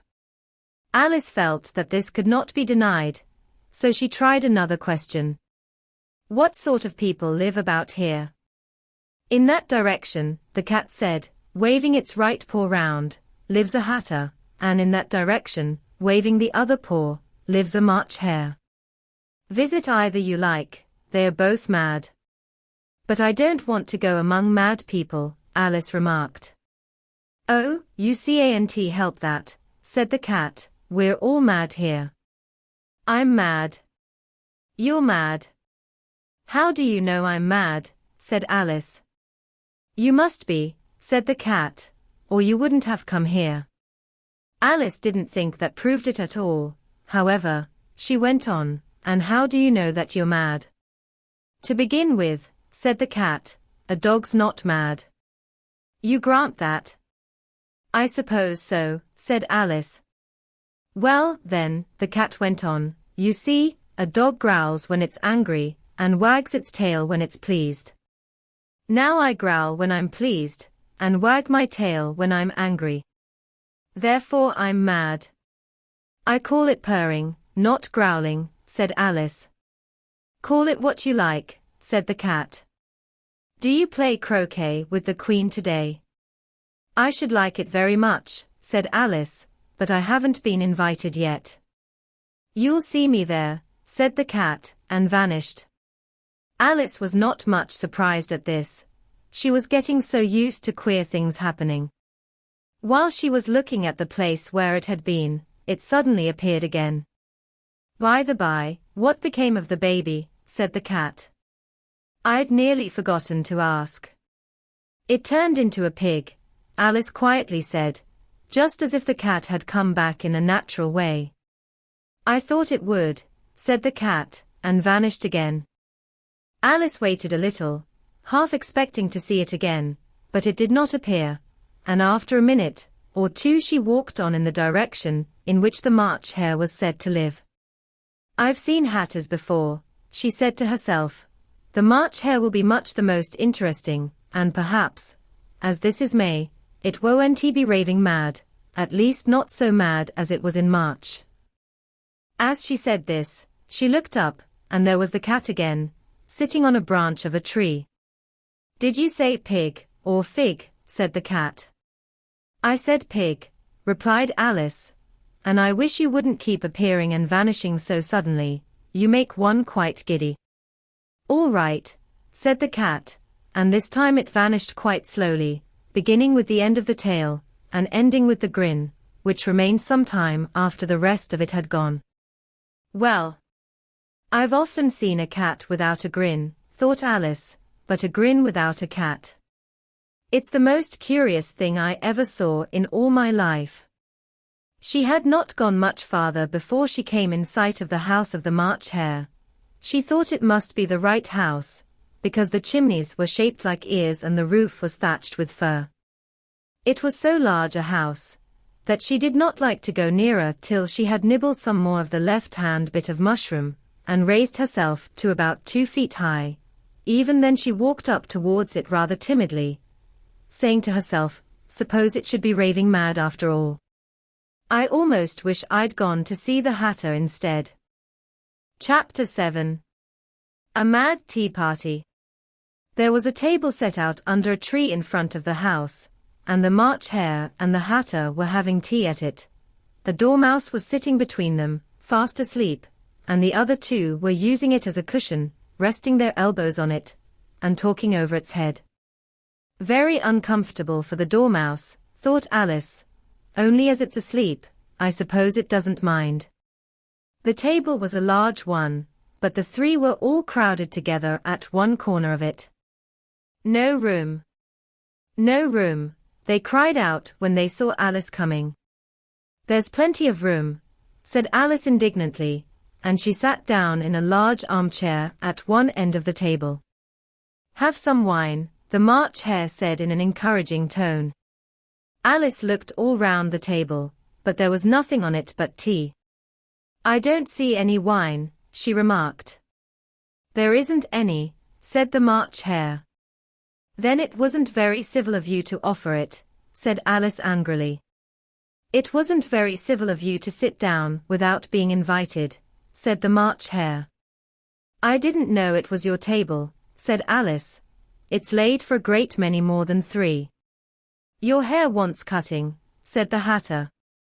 He had been looking at Alice for some time with great curiosity, and this was his first speech. You should learn not to make personal remarks, Alice said with some severity. It's very rude.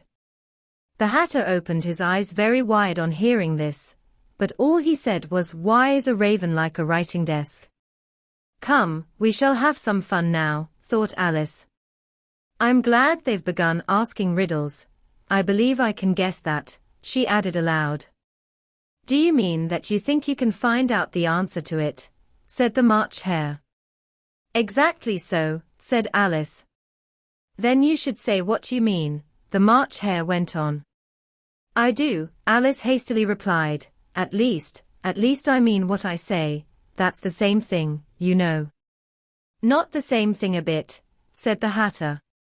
You might just as well say that I see what I eat is the same thing as I eat what I see. You might just as well say, added the March Hare, that I like what I get is the same thing as I get what I like. You might just as well say, added the Dormouse, who seemed to be talking in its sleep, that I breathe when I sleep is the same thing as I sleep when I breathe.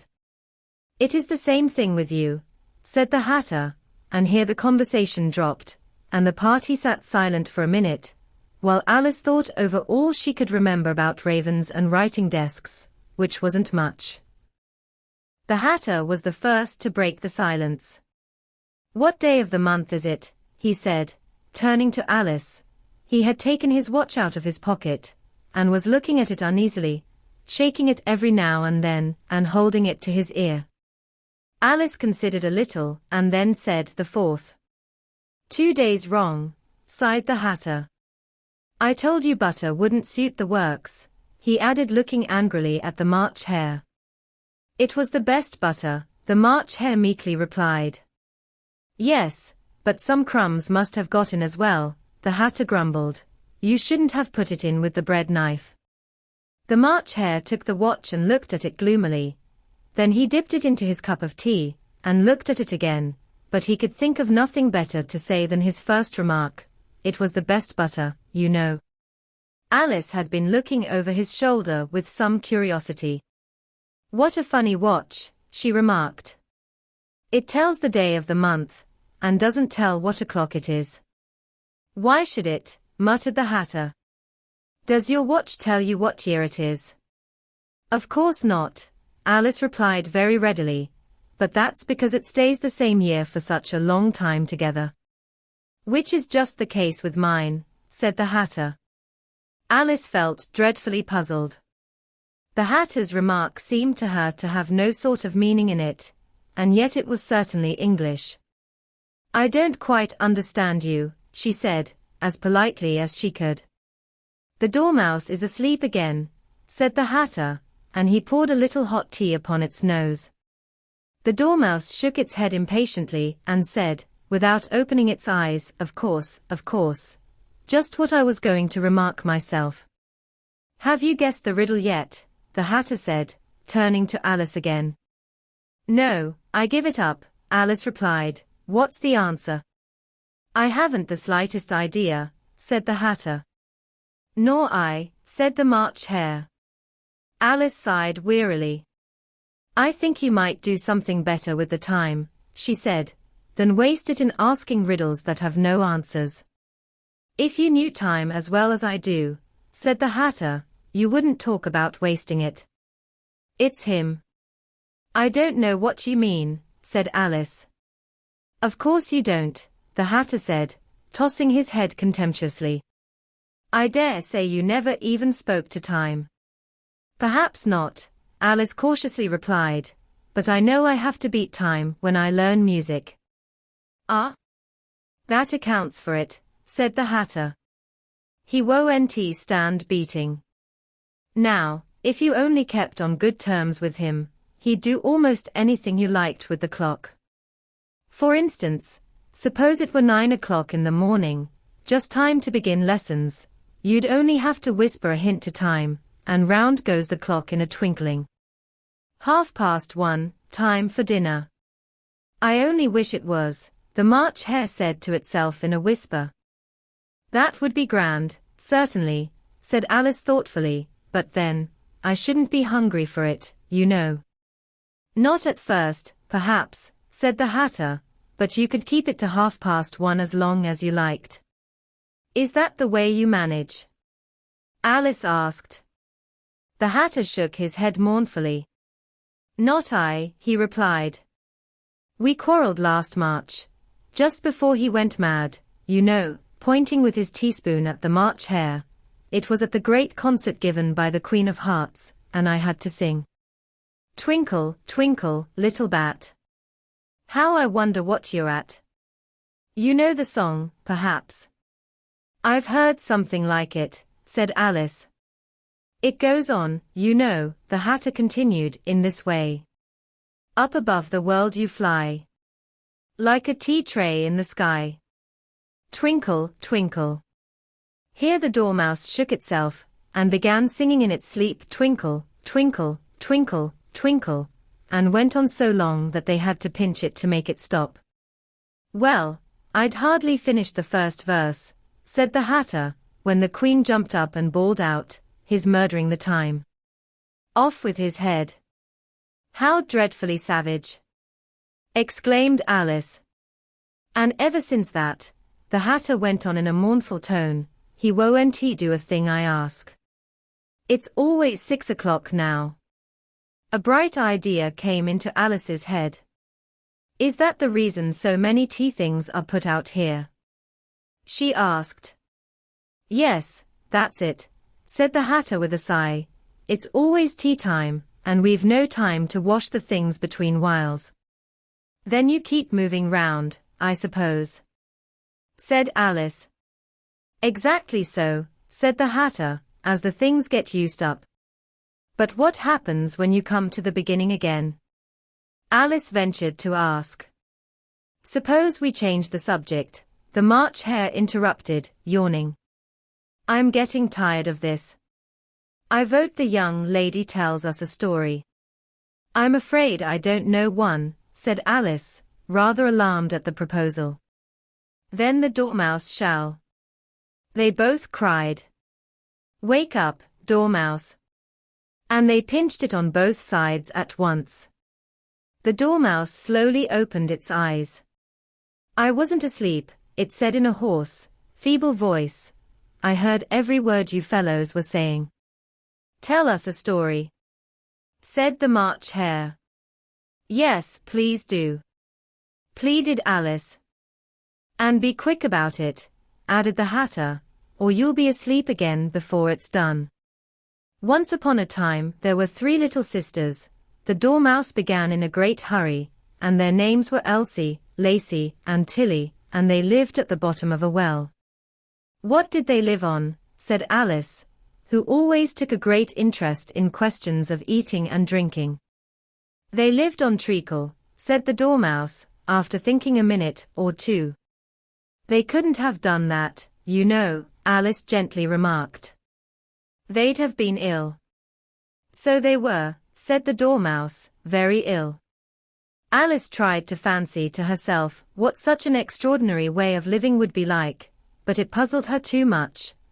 So she went on, "But why did they live at the bottom of a well?" "Take some more tea," the March Hare said to Alice, very earnestly. "I've had nothing yet," Alice replied in an offended tone, "so I can't take more." "You mean you can't take less," said the Hatter. "It's very easy to take more than nothing." "Nobody asked your opinion," said Alice. "Who's making personal remarks now?" the Hatter asked triumphantly. Alice did not quite know what to say to this. So she helped herself to some tea and bread and butter, and then turned to the Dormouse, and repeated her question. "Why did they live at the bottom of a well?" The Dormouse again took a minute or two to think about it, and then said, "It was a treacle well." "There's no such thing." Alice was beginning very angrily, but the Hatter and the March Hare went "Sure." "Sure," and the Dormouse sulkily remarked, "If you can't be civil, you'd better finish the story for yourself." "No, please go on," Alice said very humbly. "I won't interrupt you again. I dare say there may be one." "One, indeed," said the Dormouse indignantly. However, he consented to go on.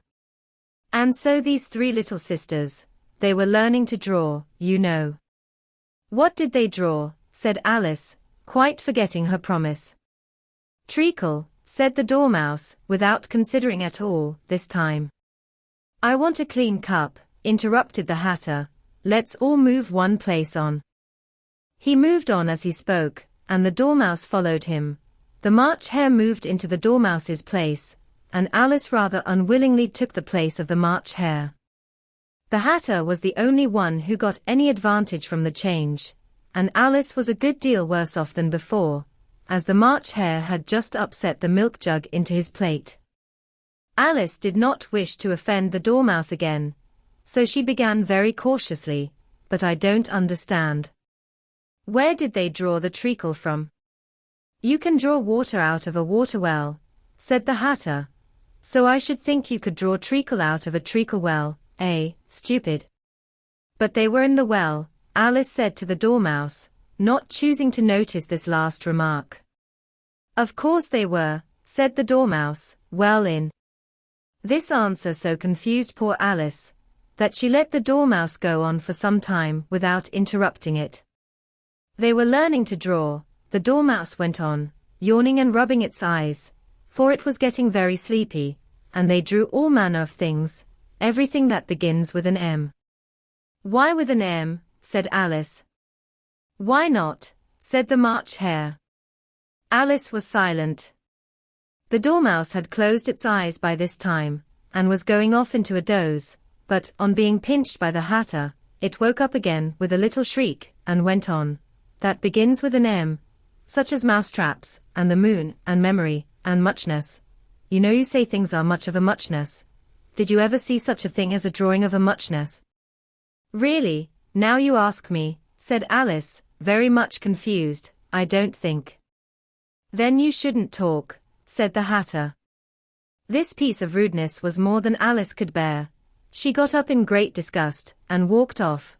The Dormouse fell asleep instantly, and neither of the others took the least notice of her going, though she looked back once or twice, half hoping that they would call after her. The last time she saw them, they were trying to put the Dormouse into the teapot. "At any rate I'll never go there again," said Alice, as she picked her way through the wood. "It's the stupidest tea party I ever was at in all my life." Just as she said this, she noticed that one of the trees had a door leading right into it. "That's very curious," she thought. "But everything's curious today. I think I may as well go in at once." And in she went. Once more she found herself in the long hall, and close to the little glass table. "Now, I'll manage better this time," she said to herself, and began by taking the little golden key, and unlocking the door that led into the garden. Then she went to work nibbling at the mushroom. She had kept a piece of it in her pocket, till she was about a foot high. Then she walked down the little passage, and then she found herself at last in the beautiful garden, among the bright flower beds and the cool fountains. Chapter 8. The Queen's Croquet Ground. A large rose tree stood near the entrance of the garden. The roses growing on it were white, but there were 3 gardeners at it, busily painting them red. Alice thought this a very curious thing, and she went nearer to watch them, and just as she came up to them, she heard one of them say, "Look out now, 5. Don't go splashing paint over me like that." "I couldn't help it," said 5, in a sulky tone. 7 jogged my elbow. On which 7 looked up and said, "That's right, 5. Always lay the blame on others." "You'd better not talk," said 5. "I heard the Queen say only yesterday, you deserved to be beheaded." "What for?" said the one who had spoken first. "That's none of your business, too," said 7. "Yes, it is his business," said 5. "And I'll tell him, it was for bringing the cook tulip roots instead of onions." 7 flung down his brush, and had just begun, well, of all the unjust things, when his eye chanced to fall upon Alice, as she stood watching them, and he checked himself suddenly. The others looked round also, and all of them bowed low. "Would you tell me, please," said Alice, a little timidly, "why you are painting those roses?" 5 and 7 said nothing, but looked at 2. 2 began, in a low voice, "Why, the fact is, you see, miss, this here ought to have been a red rose tree, and we put a white one in by mistake, and if the Queen was to find it out, we should all have our heads cut off, you know. So you see, miss, we're doing our best, afore she comes, to." At this moment, 5, who had been anxiously looking across the garden, called out, "The Queen! The Queen!" and the 3 gardeners instantly threw themselves flat upon their faces.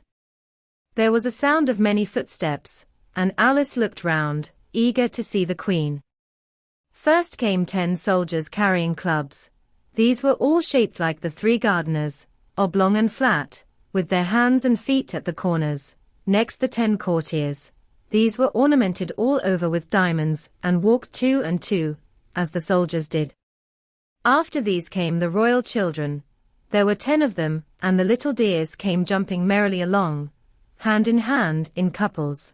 They were all ornamented with hearts. Next came the guests, mostly kings and queens, and among them Alice recognized the White Rabbit.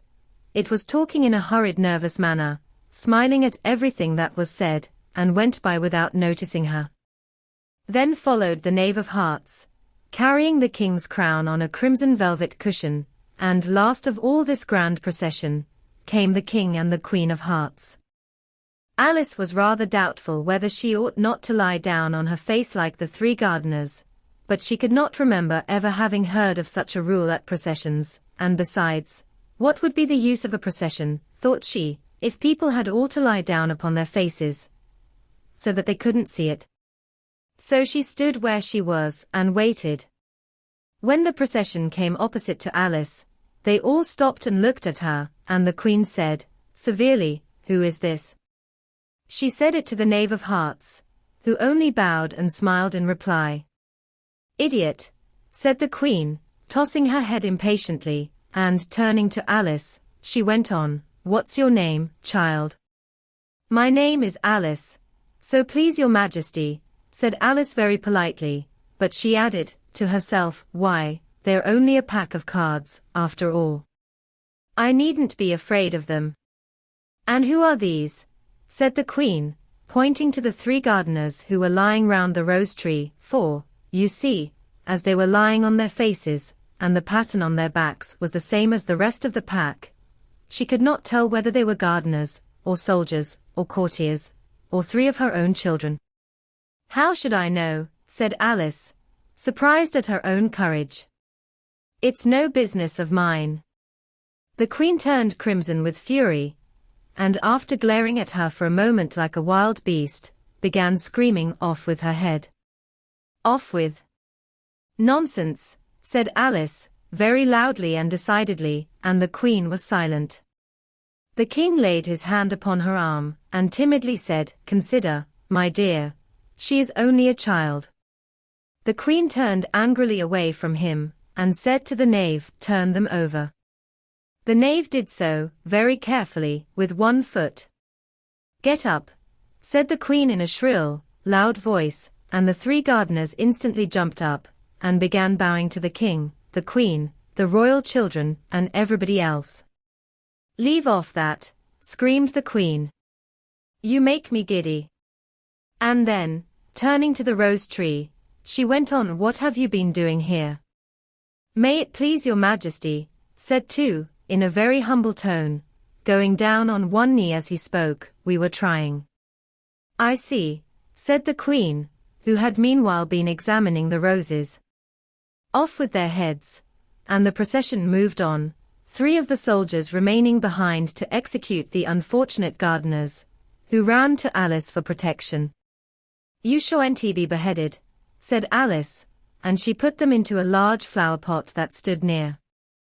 The 3 soldiers wandered about for a minute or 2, looking for them, and then quietly marched off after the others.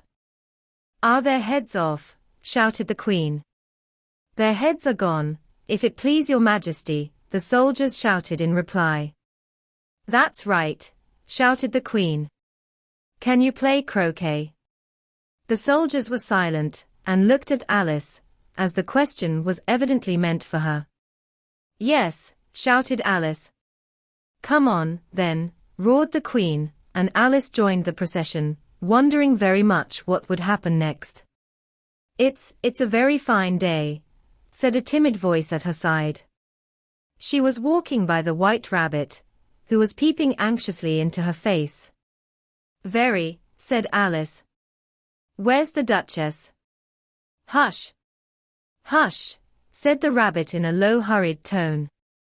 He looked anxiously over his shoulder as he spoke, and then raised himself upon tiptoe, put his mouth close to her ear, and whispered, "She's under sentence of execution." "What for?" said Alice. "Did you say what a pity?" the rabbit asked. "No, I didn't," said Alice. "I don't think it's at all a pity. I said what for." "She boxed the Queen's ears," the rabbit began.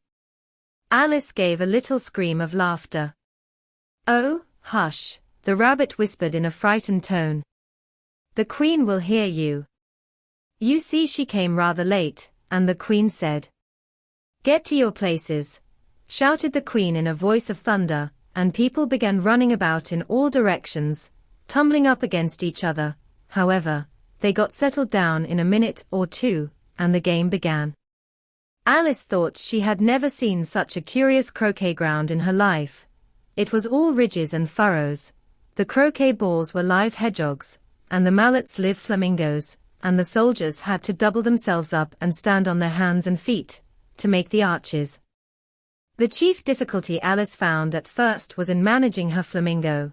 She succeeded in getting its body tucked away, comfortably enough, under her arm, with its legs hanging down, but generally, just as she had got its neck nicely straightened out, and was going to give the hedgehog a blow with its head, it would twist itself round and look up in her face, with such a puzzled expression that she could not help bursting out laughing. And when she had got its head down, and was going to begin again, it was very provoking to find that the hedgehog had unrolled itself, and was in the act of crawling away. Besides all this, there was generally a ridge or furrow in the way wherever she wanted to send the hedgehog to, and as the doubled-up soldiers were always getting up and walking off to other parts of the ground, Alice soon came to the conclusion that it was a very difficult game indeed. The players all played at once, without waiting for turns, quarreling all the while, and fighting for the hedgehogs, and in a very short time the Queen was in a furious passion, and went stamping about, and shouting "off with his head," or "off with her head," about once in a minute. Alice began to feel very uneasy. To be sure, she had not as yet had any dispute with the Queen, but she knew that it might happen any minute, and then, thought she, what would become of me? They're dreadfully fond of beheading people here. The great wonder is, that there's any one left alive. She was looking about for some way of escape, and wondering whether she could get away without being seen, when she noticed a curious appearance in the air. It puzzled her very much at first, but after watching it a minute or two she made it out to be a grin, and she said to herself, "It's the Cheshire Cat. Now I shall have somebody to talk to." "How are you getting on?" said the cat, as soon as there was mouth enough for it to speak with. Alice waited till the eyes appeared, and then nodded. "It's no use speaking to it," she thought, "till its ears have come, or at least one of them." In another minute the whole head appeared, and then Alice put down her flamingo, and began an account of the game, feeling very glad she had someone to listen to her. The cat seemed to think that there was enough of it now in sight, and no more of it appeared. "I don't think they play at all fairly," Alice began, in rather a complaining tone, "and they all quarrel so dreadfully. One can't hear oneself speak, and they don't seem to have any rules in particular. At least, if there are, nobody attends to them, and you've no idea how confusing it is, all the things being alive. For instance, there's the arch I've got to go through next, walking about at the other end of the ground, and I should have croqueted the Queen's hedgehog just now, only it ran away when it saw mine coming." "How do you like the Queen?" said the cat in a low voice. "Not at all," said Alice.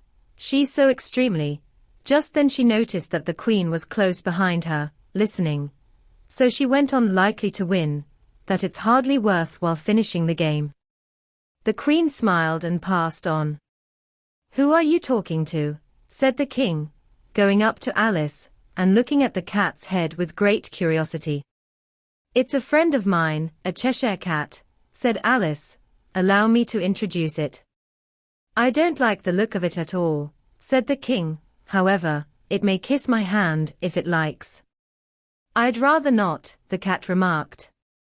"Don't be impertinent," said the King, "and don't look at me like that." He got behind Alice as he spoke.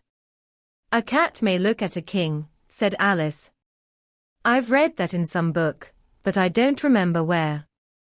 "Well, it must be removed," said the king very decidedly, and he called the queen, who was passing at the moment, "My dear, I wish you would have this cat removed." The queen had only one way of settling all difficulties, great or small.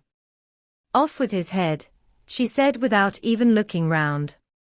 "I'll fetch the executioner myself," said the king eagerly, and he hurried off. Alice thought she might as well go back and see how the game was going on, as she heard the queen's voice in the distance, screaming with passion. She had already heard her sentence 3 of the players to be executed for having missed their turns, and she did not like the look of things at all, as the game was in such confusion that she never knew whether it was her turn or not. So she went off in search of her hedgehog. The hedgehog was engaged in a fight with another hedgehog, which seemed to Alice an excellent opportunity for croqueting one of them with the other. The only difficulty was that her flamingo was gone across the other side of the garden, where Alice could see it trying in a helpless sort of way to fly up into a tree. By the time she had caught the flamingo and brought it back, the fight was over, and both the hedgehogs were out of sight. But it doesn't matter much, thought Alice, as all the arches are gone from this side of the ground. So she tucked it away under her arm, that it might not escape again, and went back for a little more conversation with her friend. When she got back to the Cheshire Cat, she was surprised to find quite a large crowd collected round it. There was a dispute going on between the executioner, the king, and the queen, who were all talking at once, while all the rest were quite silent, and looked very uncomfortable. The moment Alice appeared, she was appealed to by all 3 to settle the question, and they repeated their arguments to her, though, as they all spoke at once, she found it very hard to make out exactly what they said. The executioner's argument was that you couldn't cut off a head unless there was a body to cut it off from, that he had never had to do such a thing before, and he wasn't going to begin at his time of life. The king's argument was that anything that had a head could be beheaded, and that you weren't to talk nonsense. The queen's argument was that, if something wasn't done about it in less than no time, she'd have everybody executed, all round. It was this last remark that had made the whole party look so grave and anxious. Alice could think of nothing else to say, but "It belongs to the Duchess, you'd better ask her about it." "She's in prison," the queen said to the executioner, "fetch her here." And the executioner went off like an arrow. The cat's head began fading away the moment he was gone, and by the time he had come back with the Duchess, it had entirely disappeared. So the king and the executioner ran wildly up and down, looking for it, while the rest of the party went back to the game. Chapter 9. The Mock Turtle Story. "You can't think how glad I am to see you again, you dear old thing," said the Duchess, as she tucked her arm affectionately into Alice's, and they walked off together. Alice was very glad to find her in such a pleasant temper, and thought to herself that perhaps it was only the pepper that had made her so savage when they met in the kitchen. "When I'm a duchess," she said to herself, not in a very hopeful tone, though, "I won't have any pepper in my kitchen at all. Soup does very well without. Maybe it's always pepper that makes people hot-tempered," she went on, very much pleased at having found out a new kind of rule, "and vinegar that makes them sour, and chamomile that makes them bitter, and barley sugar, and such things that make children sweet-tempered. I only wish people knew that. Then they wouldn't be so stingy about it, you know." She had quite forgotten the Duchess by this time, and was a little startled when she heard her voice close to her ear. "You're thinking about something, my dear, and that makes you forget to talk. I can't tell you just now what the moral of that is, but I shall remember it in a bit." "Perhaps it hasn't one," Alice ventured to remark. "Tut, tut, child," said the Duchess. "Everything's got a moral, if only you can find it." And she squeezed herself up closer to Alice's side as she spoke. Alice did not much like her keeping so close to her, first, because the Duchess was very ugly, and secondly, because she was exactly the right height to rest her chin upon Alice's shoulder, and it was an uncomfortably sharp chin. However, she did not like to be rude, so she bore it as well as she could. "The game's going on rather better now," she said, by way of keeping up the conversation a little. "'Tis so," said the Duchess, "and the moral of that is, oh, 'tis love, that makes the world go round." "Somebody said," Alice whispered, "that it's done by everybody minding their own business." "Ah, well. It means much the same thing," said the Duchess, digging her sharp little chin into Alice's shoulder as she added, "and the moral of that is, take care of the sense, and the sounds will take care of themselves." How fond she is of finding morals in things. Alice thought to herself. "I dare say you're wondering why I don't put my arm round your waist," the Duchess said, after a pause. "The reason is, that I'm doubtful about the temper of your flamingo." "Shall I try the experiment?" "He might bite," Alice cautiously replied, not feeling at all anxious to have the experiment tried. "Very true," said the Duchess, "flamingos and mustard both bite. And the moral of that is, birds of a feather flock together." "Only mustard isn't a bird," Alice remarked. "Right, as usual," said the Duchess. "What a clear way you have of putting things." "It's a mineral, I think," said Alice. "Of course it is," said the Duchess, who seemed ready to agree to everything that Alice said. "There's a large mustard mine near here.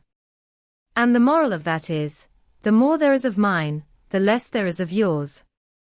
"Oh, I know," exclaimed Alice, who had not attended to this last remark. "It's a vegetable. It doesn't look like one, but it is."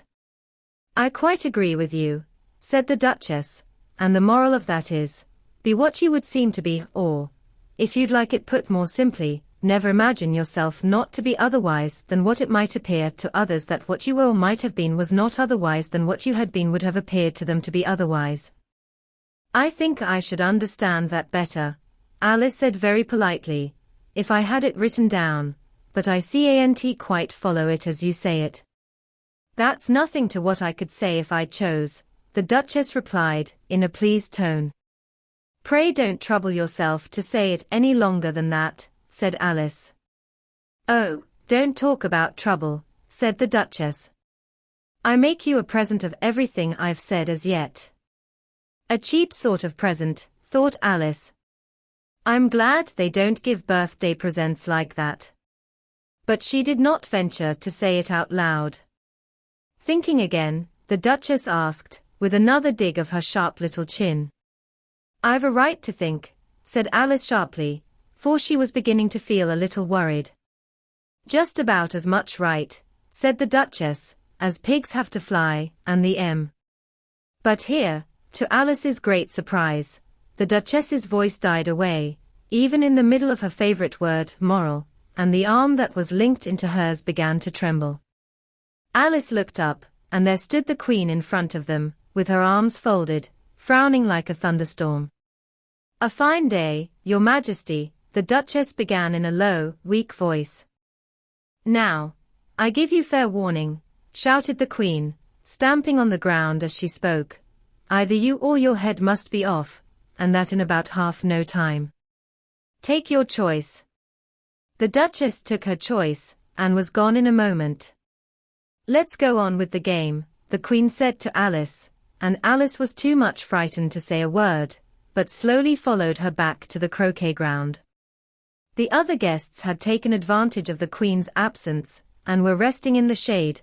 However, the moment they saw her, they hurried back to the game, the Queen merely remarking that a moment's delay would cost them their lives. All the time, they were playing, the Queen never left off quarreling with the other players, and shouting off with his head, or off with her head. Those whom she sentenced were taken into custody by the soldiers, who of course had to leave off being archers to do this, so that, by the end of half an hour or so, there were no archers left, and all the players, except the King, the Queen and Alice were in custody and under sentence of execution. Then the Queen left off, quite out of breath, and said to Alice, "Have you seen the Mock Turtle yet?" "No," said Alice. "I don't even know what a Mock Turtle is." "It's the thing Mock Turtle soup is made from," said the Queen. "I never saw one, or heard of one," said Alice. "Come on, then," said the Queen, "and he shall tell you his history."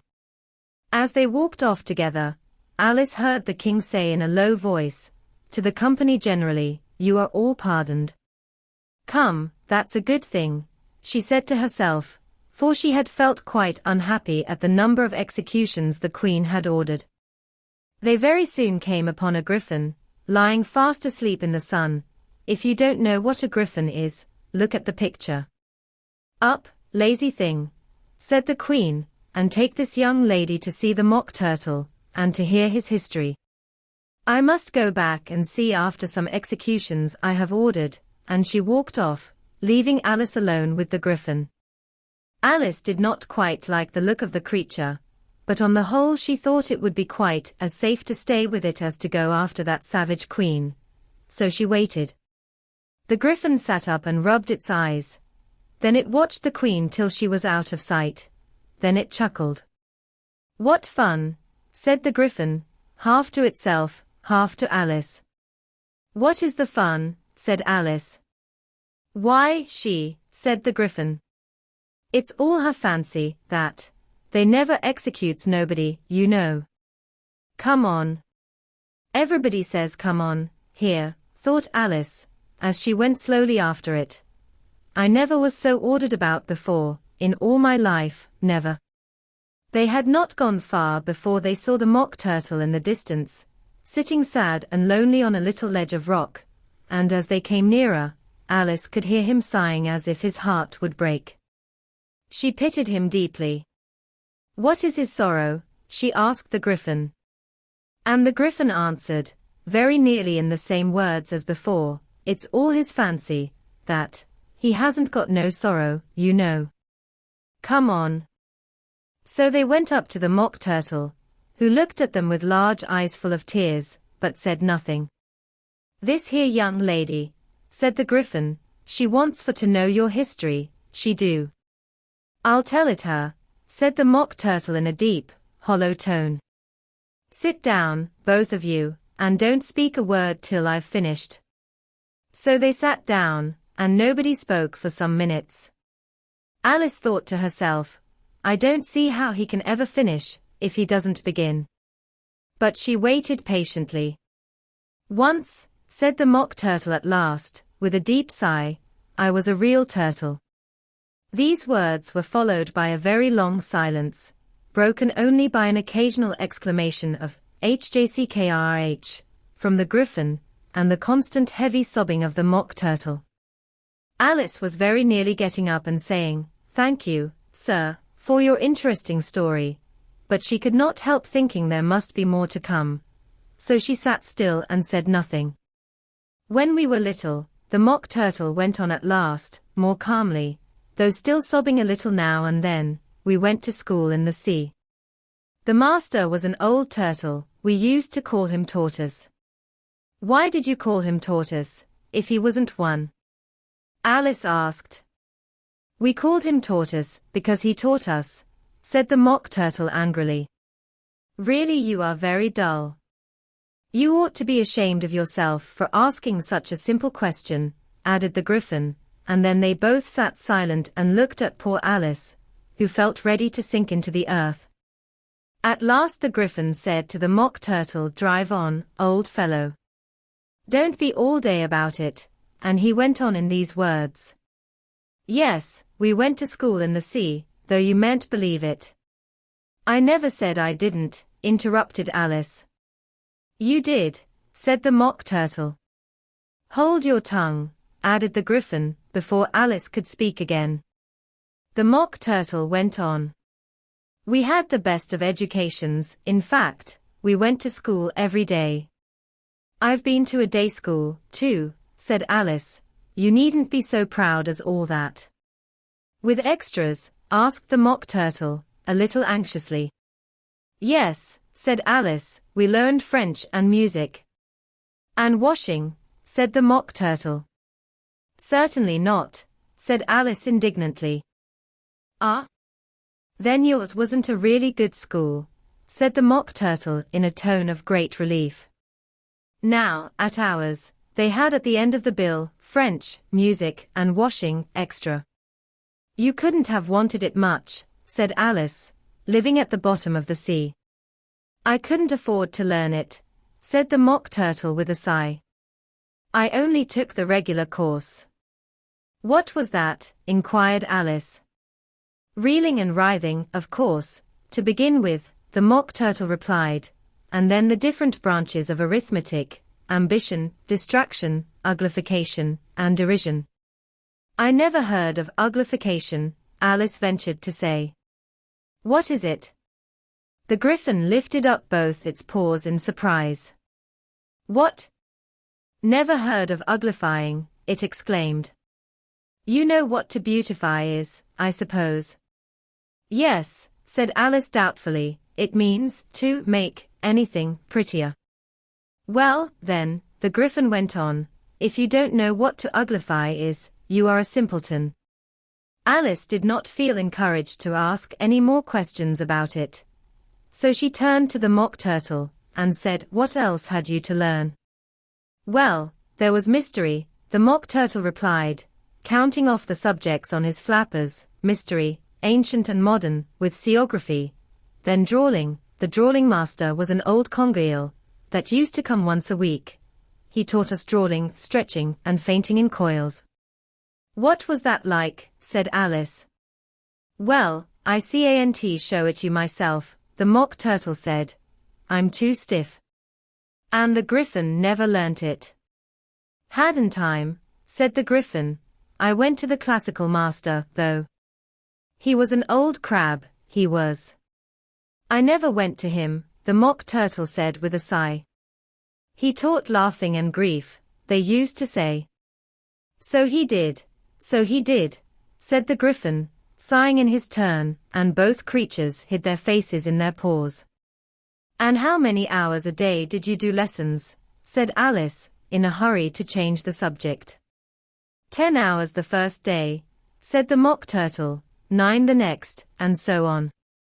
What a curious plan, exclaimed Alice. That's the reason they're called lessons, the Griffin remarked, because they lesson from day to day. This was quite a new idea to Alice, and she thought it over a little before she made her next remark. Then the 11th day must have been a holiday. Of course it was, said the Mock Turtle. And how did you manage on the 12th? Alice went on eagerly. That's enough about lessons, the Griffin interrupted in a very decided tone. Tell her something about the games now. Chapter 10. The Lobster Quadrille. The Mock Turtle sighed deeply, and drew the back of one flapper across his eyes. He looked at Alice and tried to speak, but, for a minute or two, sobs choked his voice. Same as if he had a bone in his throat, said the Griffin, and it set to work shaking him and punching him in the back. At last the Mock Turtle recovered his voice, and with tears running down his cheeks, he went on again. You may not have lived much under the sea. I haven't, said Alice, and perhaps you were never even introduced to a lobster. Alice began to say I once tasted, but checked herself hastily, and said no, never, so you can have no idea what a delightful thing a lobster quadrille is. No, indeed, said Alice. What sort of a dance is it? Why, said the Griffin, you first form into a line along the seashore. 2 lines, cried the Mock Turtle. Seals, turtles, salmon, and so on. Then, when you've cleared all the jellyfish out of the way. That generally takes some time, interrupted the Griffin. You advance twice. Each with a lobster as a partner, cried the Griffin. Of course, the Mock Turtle said, advance twice, set to partners. Change lobsters, and retire in same order, continued the Griffin. Then, you know, the Mock Turtle went on, you throw the lobsters, shouted the Gryphon, with a bound into the air. As far out to sea as you can. Swim after them, screamed the Gryphon. Turn a somersault in the sea, cried the Mock Turtle, capering wildly about. Change lobsters again, yelled the Gryphon at the top of its voice. Back to land again, and that's all the first figure, said the Mock Turtle, suddenly dropping his voice, and the two creatures, who had been jumping about like mad things all this time, sat down again very sadly and quietly, and looked at Alice. It must be a very pretty dance, said Alice timidly. Would you like to see a little of it? Said the Mock Turtle. Very much indeed, said Alice. Come, let's try the first figure, said the Mock Turtle to the Gryphon. We can do without lobsters, you know. Which shall sing? Oh, you sing, said the Gryphon. I've forgotten the words. So they began solemnly dancing round and round Alice, every now and then treading on her toes when they passed too close, and waving their forepaws to mark the time, while the Mock Turtle sang this, very slowly and sadly. Will you walk a little faster? Said a whiting to a snail. There's a porpoise close behind us, and he's treading on my tail. See how eagerly the lobsters and the turtles all advance. They are waiting on the shingle, will you come and join the dance? Will you, won't will you, won't will you join the dance? Will you, won't will you, won't you join the dance? You can really have no notion how delightful it will be when they take us up and throw us, with the lobsters, out to sea. But the snail replied, too far, and gave a look askance. Said he thanked the whiting kindly, but he would not join the dance. Would not, could not, would not join the dance. Would not, could not, would not, could not join the dance. What matters it how far we go, his scaly friend replied. There is another shore, you know, upon the other side. The further off from England the nearer is to France. Then turn not pale, beloved snail, but come and join the dance. Will you, won't you will you join the dance? Will you, won't you will you join the dance? Thank you, it's a very interesting dance to watch, said Alice, feeling very glad that it was over at last, and I do so like that curious song about the whiting. Oh, as to the whiting, said the Mock Turtle, you've seen them, of course. Yes, said Alice, I've often seen them at Din. She checked herself hastily. I don't know where Din may be, said the Mock Turtle, but if you've seen them so often, of course you know what they're like. I believe so, Alice replied thoughtfully. They have their tails in their mouths, and they're all over crumbs. You're wrong about the crumbs, said the Mock Turtle. Crumbs would all wash off in the sea. But they have their tails in their mouths, and the reason is, here the Mock Turtle yawned and shut his eyes. Tell her about the reason and all that, he said to the Gryphon. The reason is, said the Gryphon, that they would go with the lobsters to the dance. So they got thrown out to sea. So they had to fall a long way. So they got their tails fast in their mouths. So they couldn't get them out again. That's all. Thank you, said Alice, it's very interesting. I never knew so much about a whiting before. I can tell you more than that, if you like, said the Gryphon. Do you know why it's called a whiting? I never thought about it, said Alice. Why? It does the boots and shoes, the Gryphon replied very solemnly. Alice was thoroughly puzzled. Does the boots and shoes? She repeated in a wondering tone. Why, what are your shoes done with? Said the Gryphon. I mean, what makes them so shiny? Alice looked down at them, and considered a little before she gave her answer. They are done with blacking, I believe. Boots and shoes under the sea, the Griffin went on in a deep voice, are done with whiting. Now you know. And what are they made of? Alice asked in a tone of great curiosity. Soles and eels, of course, the Griffin replied rather impatiently. Any shrimp could have told you that. If I'd been the whiting, said Alice, whose thoughts were still running on the song, I'd have said to the porpoise, keep back, please. We don't want you with us. They were obliged to have him with them, the Mock Turtle said. No wise fish would go anywhere without a porpoise. Wouldn't it really?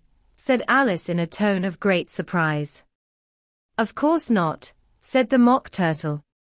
Why, if a fish came to me, and told me he was going a journey, I should say with what purpose? Don't you mean purpose, said Alice. I mean what I say, the Mock Turtle replied in an offended tone. And the Griffin added, come, let's hear some of your adventures. I could tell you my adventures, beginning from this morning, said Alice a little timidly, but it's no use going back to yesterday, because I was a different person then. Explain all that, said the Mock Turtle. No, no. The adventures first, said the Griffin in an impatient tone, explanations take such a dreadful time.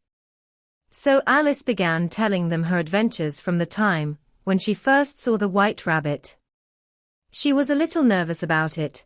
Just at first, the two creatures got so close to her, one on each side, and opened their eyes and mouths so very wide, but she gained courage as she went on. Her listeners were perfectly quiet till she got to the part about her repeating, "You are old, Father William," to the caterpillar, and the words all coming different, and then the Mock Turtle drew a long breath, and said, "That's very curious." "It's all about as curious as it can be," said the Griffin. "It all came different," the Mock Turtle repeated thoughtfully. "I should like to hear her try and repeat something now. Tell her to begin." He looked at the Griffin, as if he thought it had some kind of authority over Alice. "Stand up and repeat, 'tis the voice of the sluggard," said the Griffin. How the creatures order one about, and make one repeat lessons, thought Alice. I might as well be at school at once. However, she got up, and began to repeat it, but her head was so full of the lobster quadrille, that she hardly knew what she was saying, and the words came very queer indeed. "'Tis the voice of the lobster," I heard him declare. "You have baked me too brown, I must sugar my hair. As a duck with its eyelids, so he with his nose trims his belt and his buttons, and turns out his toes." Later editions continued as follows.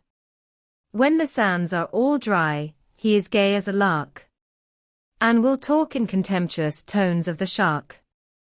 But, when the tide rises and sharks are around, his voice has a timid and tremulous sound." "That's different from what I used to say when I was a child," said the Griffin. "Well, I never heard it before," said the Mock Turtle, "but it sounds uncommon nonsense." Alice said nothing. She had sat down with her face in her hands, wondering if anything would ever happen in a natural way again. "I should like to have it explained," said the Mock Turtle.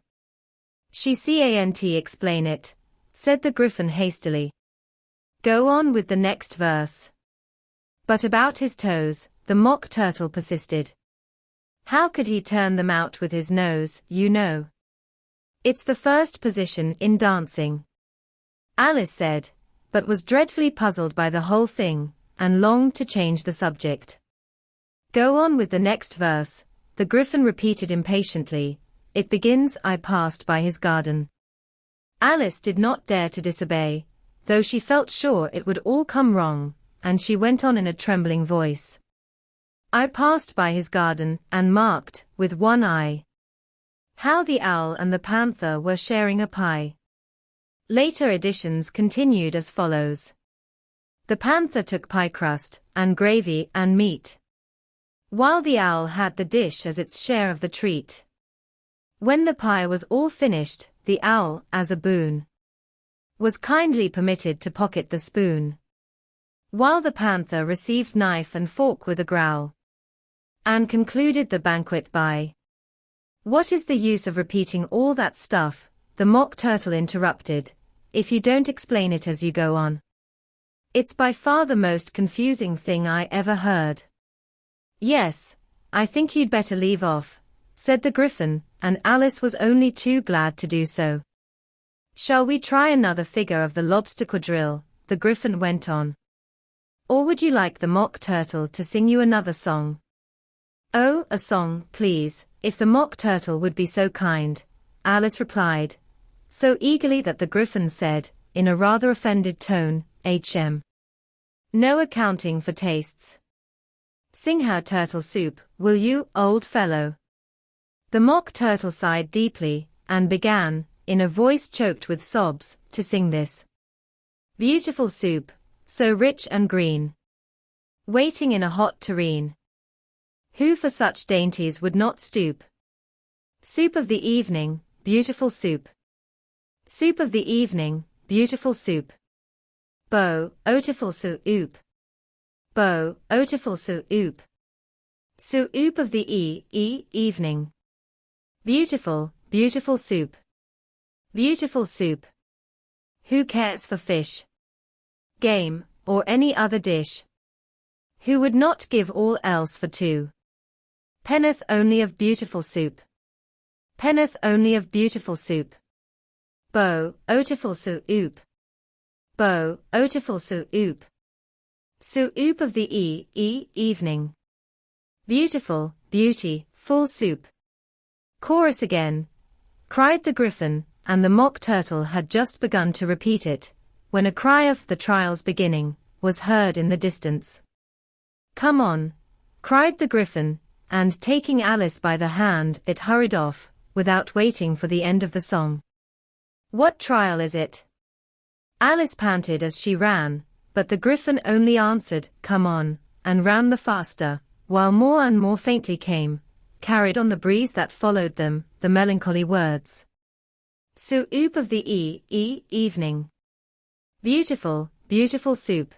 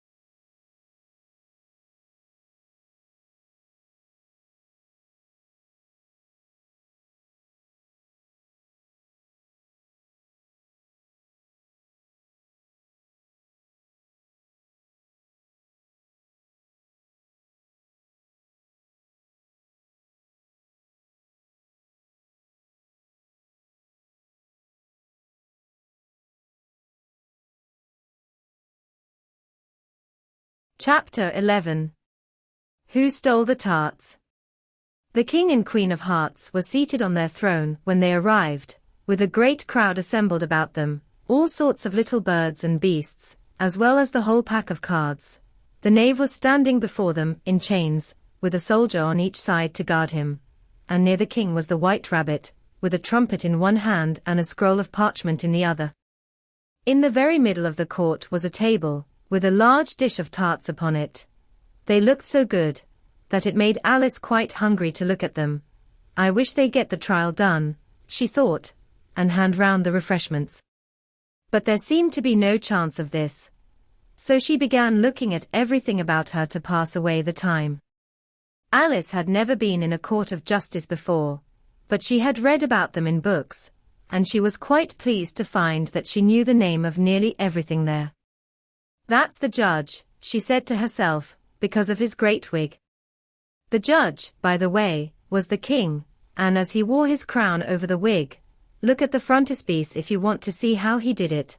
He did not look at all comfortable, and it was certainly not becoming. "And that's the jury box," thought Alice, "and those 12 creatures," she was obliged to say creatures, you see, because some of them were animals, and some were birds. "I suppose they are the jurors." She said this last word 2 or 3 times over to herself, being rather proud of it, for she thought, and rightly too, that very few little girls of her age knew the meaning of it at all. However, jurymen would have done just as well. The 12 jurors were all writing very busily on slates. "What are they doing?" Alice whispered to the Griffin. "They can't have anything to put down yet, before the trial's begun." "They are putting down their names," the Griffin whispered in reply, for fear they should forget them before the end of the trial.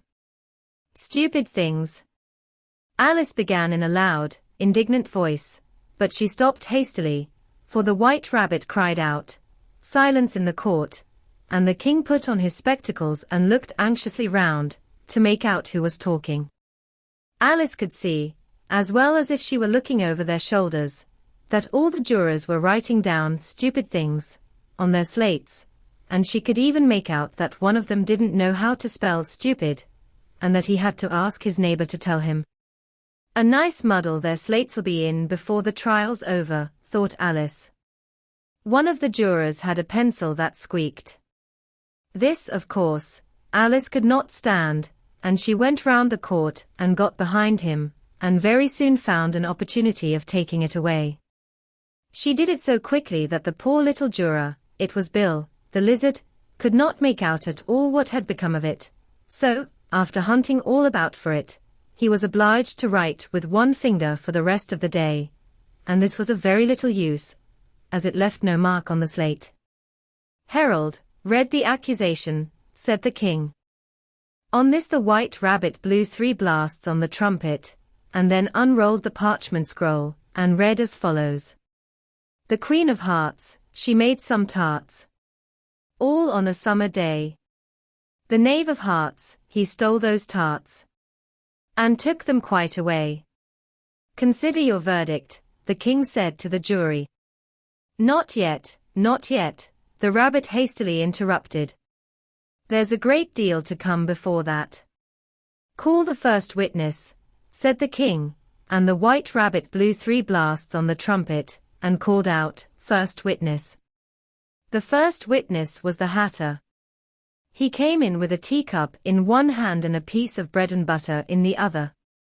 "I beg pardon, Your Majesty," he began, "for bringing these in, but I hadn't quite finished my tea when I was sent for." "You ought to have finished," said the king. "When did you begin?" The Hatter looked at the March Hare, who had followed him into the court, arm in arm with the Dormouse. 14th of March, I think it was, he said. 15th, said the March Hare. 16th, said the Dormouse. "Write that down," the king said to the jury, and the jury eagerly wrote down all 3 dates on their slates, and then added them up, and reduced the answer to shillings and pence. "Take off your hat," the king said to the Hatter. "It isn't mine," said the Hatter. "Stolen," the king exclaimed, turning to the jury, who instantly made a memorandum of the fact. "I keep them to sell," the Hatter added as an explanation. "I've none of my own. I'm a Hatter." Here the Queen put on her spectacles, and began staring hard at the Hatter, who turned pale and fidgeted. "Give your evidence," said the king, "and don't be nervous, or I'll have you executed on the spot." This did not seem to encourage the witness at all. He kept shifting from one foot to the other, looking uneasily at the Queen, and in his confusion he bit a large piece out of his teacup instead of the bread and butter. Just at this moment Alice felt a very curious sensation, which puzzled her a good deal until she made out what it was. She was beginning to grow larger again, and she thought at first she would get up and leave the court. But on second thoughts, she decided to remain where she was as long as there was room for her. "I wish you wouldn't squeeze so," said the Dormouse, who was sitting next to her. "I can hardly breathe." "I can't help it," said Alice very meekly. "I'm growing." "You've no right to grow here," said the Dormouse. "Don't talk nonsense," said Alice more boldly. "You know you're growing too." "Yes, but I grow at a reasonable pace," said the Dormouse, "not in that ridiculous fashion." And he got up very sulkily, and crossed over to the other side of the court. All this time the Queen had never left off staring at the Hatter, and just as the Dormouse crossed the court, she said, to one of the officers of the court, "Bring me the list of the singers in the last concert," on which the wretched Hatter trembled so, that he shook off both his shoes. "Give your evidence," the King repeated angrily, "or I'll have you executed, whether you are nervous or not."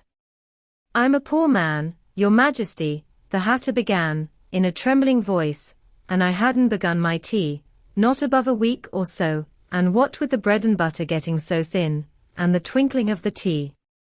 "The twinkling of what?" said the King. "It began with the tea," the Hatter replied. "Of course twinkling begins with a T," said the King sharply.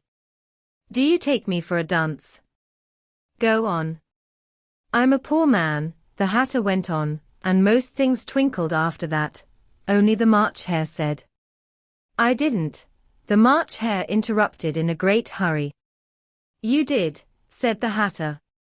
"I deny it," said the March Hare. "He denies it," said the King. "Leave out that part." "Well, at any rate," the Dormouse said, the Hatter went on, looking anxiously round to see if he would deny it too, but the Dormouse denied nothing, being fast asleep. "After that," continued the Hatter, "I cut some more bread and butter." "But what did the Dormouse say?" one of the jury asked. "That I can't remember," said the Hatter. "You must remember," remarked the King, "or I'll have you executed." The miserable Hatter dropped his teacup and bread and butter, and went down on one knee. "I'm a poor man, Your Majesty," he began. "You're a very poor speaker," said the King. Here one of the guinea pigs cheered, and was immediately suppressed by the officers of the court. As that is rather a hard word, I will just explain to you how it was done. They had a large canvas bag, which tied up at the mouth with strings. Into this they slipped the guinea pig, head first, and then sat upon it. "I'm glad I've seen that done," thought Alice. "I've so often read in the newspapers, at the end of trials, there was some attempt at applause, which was immediately suppressed by the officers of the court, and I never understood what it meant till now." "If that's all you know about it, you may stand down," continued the King. "I can't go no lower," said the Hatter. "I'm on the floor, as it is." "Then you may sit down," the King replied. Here the other guinea pig cheered, and was suppressed. "Come, that finishes the guinea pigs," thought Alice. "Now we shall get on better." "I'd rather finish my tea," said the Hatter, with an anxious look at the Queen, who was reading the list of singers. "You may go," said the King, and the Hatter hurriedly left the court, without even waiting to put his shoes on. "And just take his head off outside," the Queen added to one of the officers, but the Hatter was out of sight before the officer could get to the door. "Call the next witness," said the King. The next witness was the Duchess's cook. She carried the pepper box in her hand, and Alice guessed who it was, even before she got into the court, by the way the people near the door began sneezing all at once. "Give your evidence," said the King. "Sure, said the cook. The King looked anxiously at the White Rabbit, who said, in a low voice, "Your Majesty must cross-examine this witness." "Well, if I must, I must," the King said with a melancholy air, and after folding his arms and frowning at the cook till his eyes were nearly out of sight, he said in a deep voice, "What are tarts made of?" Pepper, mostly, said the cook. Treacle, said a sleepy voice behind her. Collar that dormouse, the queen shrieked out. Behead that dormouse. Turn that dormouse out of court. Suppress him. Pinch him. Off with his whiskers. For some minutes the whole court was in confusion, getting the dormouse turned out, and by the time they had settled down again, the cook had disappeared. Never mind, said the king, with an air of great relief. Call the next witness. And, he added in an undertone to the queen, really, my dear, you must cross-examine the next witness. It quite makes my forehead ache. Alice watched the White Rabbit as he fumbled over the list, feeling very curious to see what the next witness would be like, for they haven't got much evidence yet, she said to herself.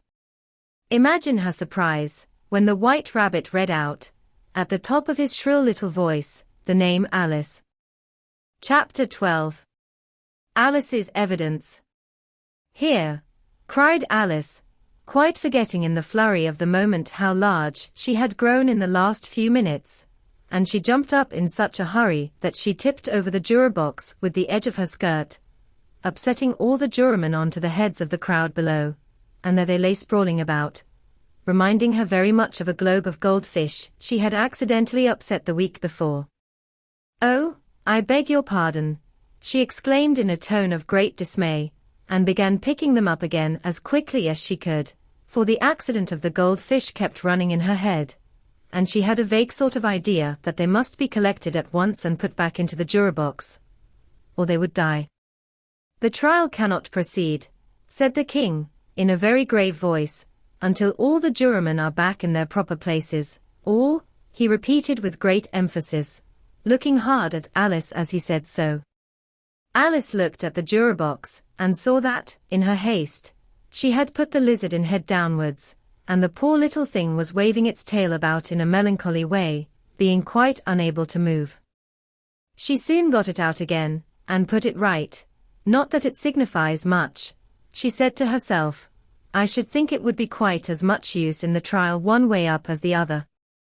As soon as the jury had a little recovered from the shock of being upset, and their slates and pencils had been found and handed back to them, they set to work very diligently to write out a history of the accident, all except the lizard, who seemed too much overcome to do anything but sit with its mouth open, gazing up into the roof of the court.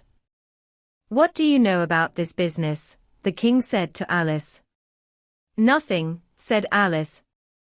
Nothing whatever, persisted the king. Nothing whatever, said Alice. That's very important, the king said, turning to the jury.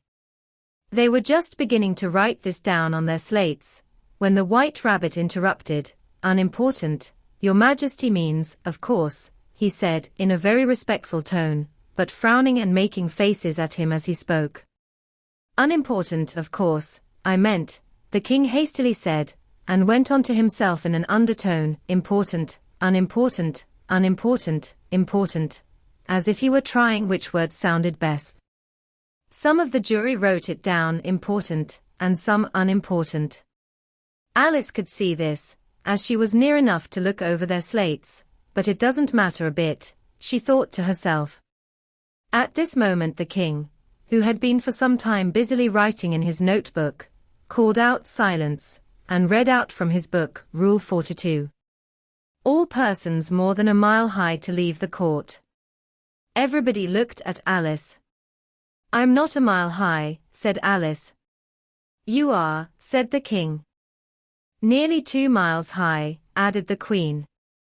Well, I shan't go, at any rate, said Alice. Besides, that's not a regular rule, you invented it just now. It's the oldest rule in the book, said the king. Then it ought to be number 1, said Alice. The king turned pale, and shut his notebook hastily. Consider your verdict, he said to the jury, in a low trembling voice. There's more evidence to come yet, please your majesty, said the White Rabbit, jumping up in a great hurry. This paper has just been picked up. What's in it? Said the queen. I haven't opened it yet, said the White Rabbit, but it seems to be a letter, written by the prisoner to somebody. It must have been that, said the king, unless it was written to nobody, which isn't usual, you know. Who is it directed to? Said one of the jurymen. It isn't directed at all, said the White Rabbit. In fact, there's nothing written on the outside. He unfolded the paper as he spoke, and added, it isn't a letter, after all, it's a set of verses. Are they in the prisoner's handwriting? Asked another of the jurymen. No, they're not, said the White Rabbit, and that's the queerest thing about it. The jury all looked puzzled. He must have imitated somebody else's hand, said the king. The jury all brightened up again. Please your majesty, said the knave, I didn't write it, and they can't prove that I did. There's no name signed at the end. If you didn't sign it, said the king, that only makes the matter worse. You must have meant some mischief, or else you'd have signed your name like an honest man. There was a general clapping of hands at this. It was the first really clever thing the king had said that day. That proves his guilt, of course, said the queen, so off with. It doesn't prove anything of the sort, said Alice. Why, you don't even know what they're about. Read them, said the king. The White Rabbit put on his spectacles. Where shall I begin, please your majesty? He asked. Begin at the beginning, the king said, very gravely, and go on till you come to the end, then stop. There was dead silence in the court, whilst the White Rabbit read out these verses. They told me you had been to her. Anne mentioned me to him. She gave me a good character, but said I could not swim. He sent them word I had not gone. We know it to be true. If she should push the matter on, what would become of you? I gave her 1, they gave him 2. You gave us 3 or more. They all returned from him to you, though they were mine before. If I or she should chance to be involved in this affair, he trusts to you to set them free. Exactly as we were. My notion was that you had been, before she had this fit, an obstacle that came between him and ourselves and it. Don't let him know she liked them best, for this must ever be a secret, kept from all the rest, between yourself and me. That's the most important piece of evidence we've heard yet, said the king, rubbing his hands. So now let the jury. If any one of them can explain it, said Alice. She had grown so large in the last few minutes that she wasn't a bit afraid of interrupting him. I'll give him 6pence. I don't believe there's an atom of meaning in it. The jury all wrote down, on their slates, she doesn't believe there's an atom of meaning in it, but none of them attempted to explain the paper. If there's no meaning in it, said the king, that saves a world of trouble, you know, as we needn't try to find any. And yet I don't know, he went on, spreading out the verses on his knee, and looking at them with one eye. I seem to see some meaning in them, after all.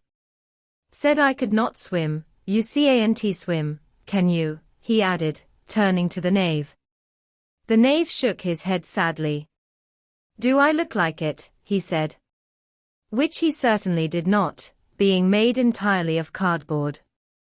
All right, so far, said the king, and he went on muttering over the verses to himself. We know it to be true, that's the jury, of course. If she should push the matter on, that must be the queen. What would become of you? What, indeed? I gave her 1, they gave him 2. Why, that must be what he did with the tarts, you know. But it goes on, they all returned from him to you, said Alice. Why, there they are, said the king triumphantly, pointing to the tarts on the table. Nothing can be clearer than that. Then again, before she had this fit you never had fits, my dear, I think, he said to the queen. Never, said the queen, furiously, throwing an inkstand at the lizard as she spoke. The unfortunate little Bill had left off writing on his slate with one finger, as he found it made no mark, but he now hastily began again, using the ink that was trickling down his face, as long as it lasted. "Then the words don't fit you," said the king, looking round the court with a smile. There was a dead silence. "It's a pun," the king added in an angry tone, and everybody laughed. "Let the jury consider their verdict," the king said, for about the 20th time that day. "No, no," said the queen. "Sentence first, verdict afterwards." "Stuff and nonsense," said Alice loudly. "The idea of having the sentence first." "Hold your tongue," said the queen, turning purple. "I won't," said Alice. "Off with her head," the queen shouted at the top of her voice. Nobody moved. "Who cares for you?" said Alice. She had grown to her full size by this time. "You're nothing but a pack of cards." At this the whole pack rose up into the air, and came flying down upon her. She gave a little scream, half of fright and half of anger, and tried to beat them off, and found herself lying on the bank, with her head in the lap of her sister, who was gently brushing away some dead leaves that had fluttered down from the trees upon her face. "Wake up, Alice dear," said her sister. "Why, what a long sleep you've had." "Oh, I've had such a curious dream," said Alice. And she told her sister, as well as she could remember them, all these strange adventures of hers that you have just been reading about, and when she had finished, her sister kissed her, and said, "It was a curious dream, dear, certainly, but now run into your tea, it's getting late." So Alice got up and ran off, thinking while she ran, as well she might, what a wonderful dream it had been. But her sister sat still just as she left her, leaning her head on her hand, watching the setting sun, and thinking of little Alice and all her wonderful adventures, till she too began dreaming after a fashion, and this was her dream. First, she dreamed about little Alice herself. Once again the tiny hands were clasped upon her knee, and the bright eager eyes were looking up into hers. She could hear the very tones of her voice, and see that queer little toss of her head to keep back the wandering hair that would always get into her eyes, and still as she listened, or seemed to listen, the whole place around her became alive, the strange creatures of her little sister's dream. The long grass rustled at her feet, as the white rabbit hurried by, the frightened mouse splashed his way through the neighboring pool. She could hear the rattle of the teacups, as the March Hare and his friends shared their never-ending meal, and the shrill voice of the queen ordering off her unfortunate guests to execution. Once more the pig baby was sneezing on the duchess's knee, while plates and dishes crashed around it. Once more the shriek of the griffin, the squeaking of the lizard's slate pencil, and the choking of the suppressed guinea pigs, filled the air, mixed up with the distant sob of the miserable mock turtle.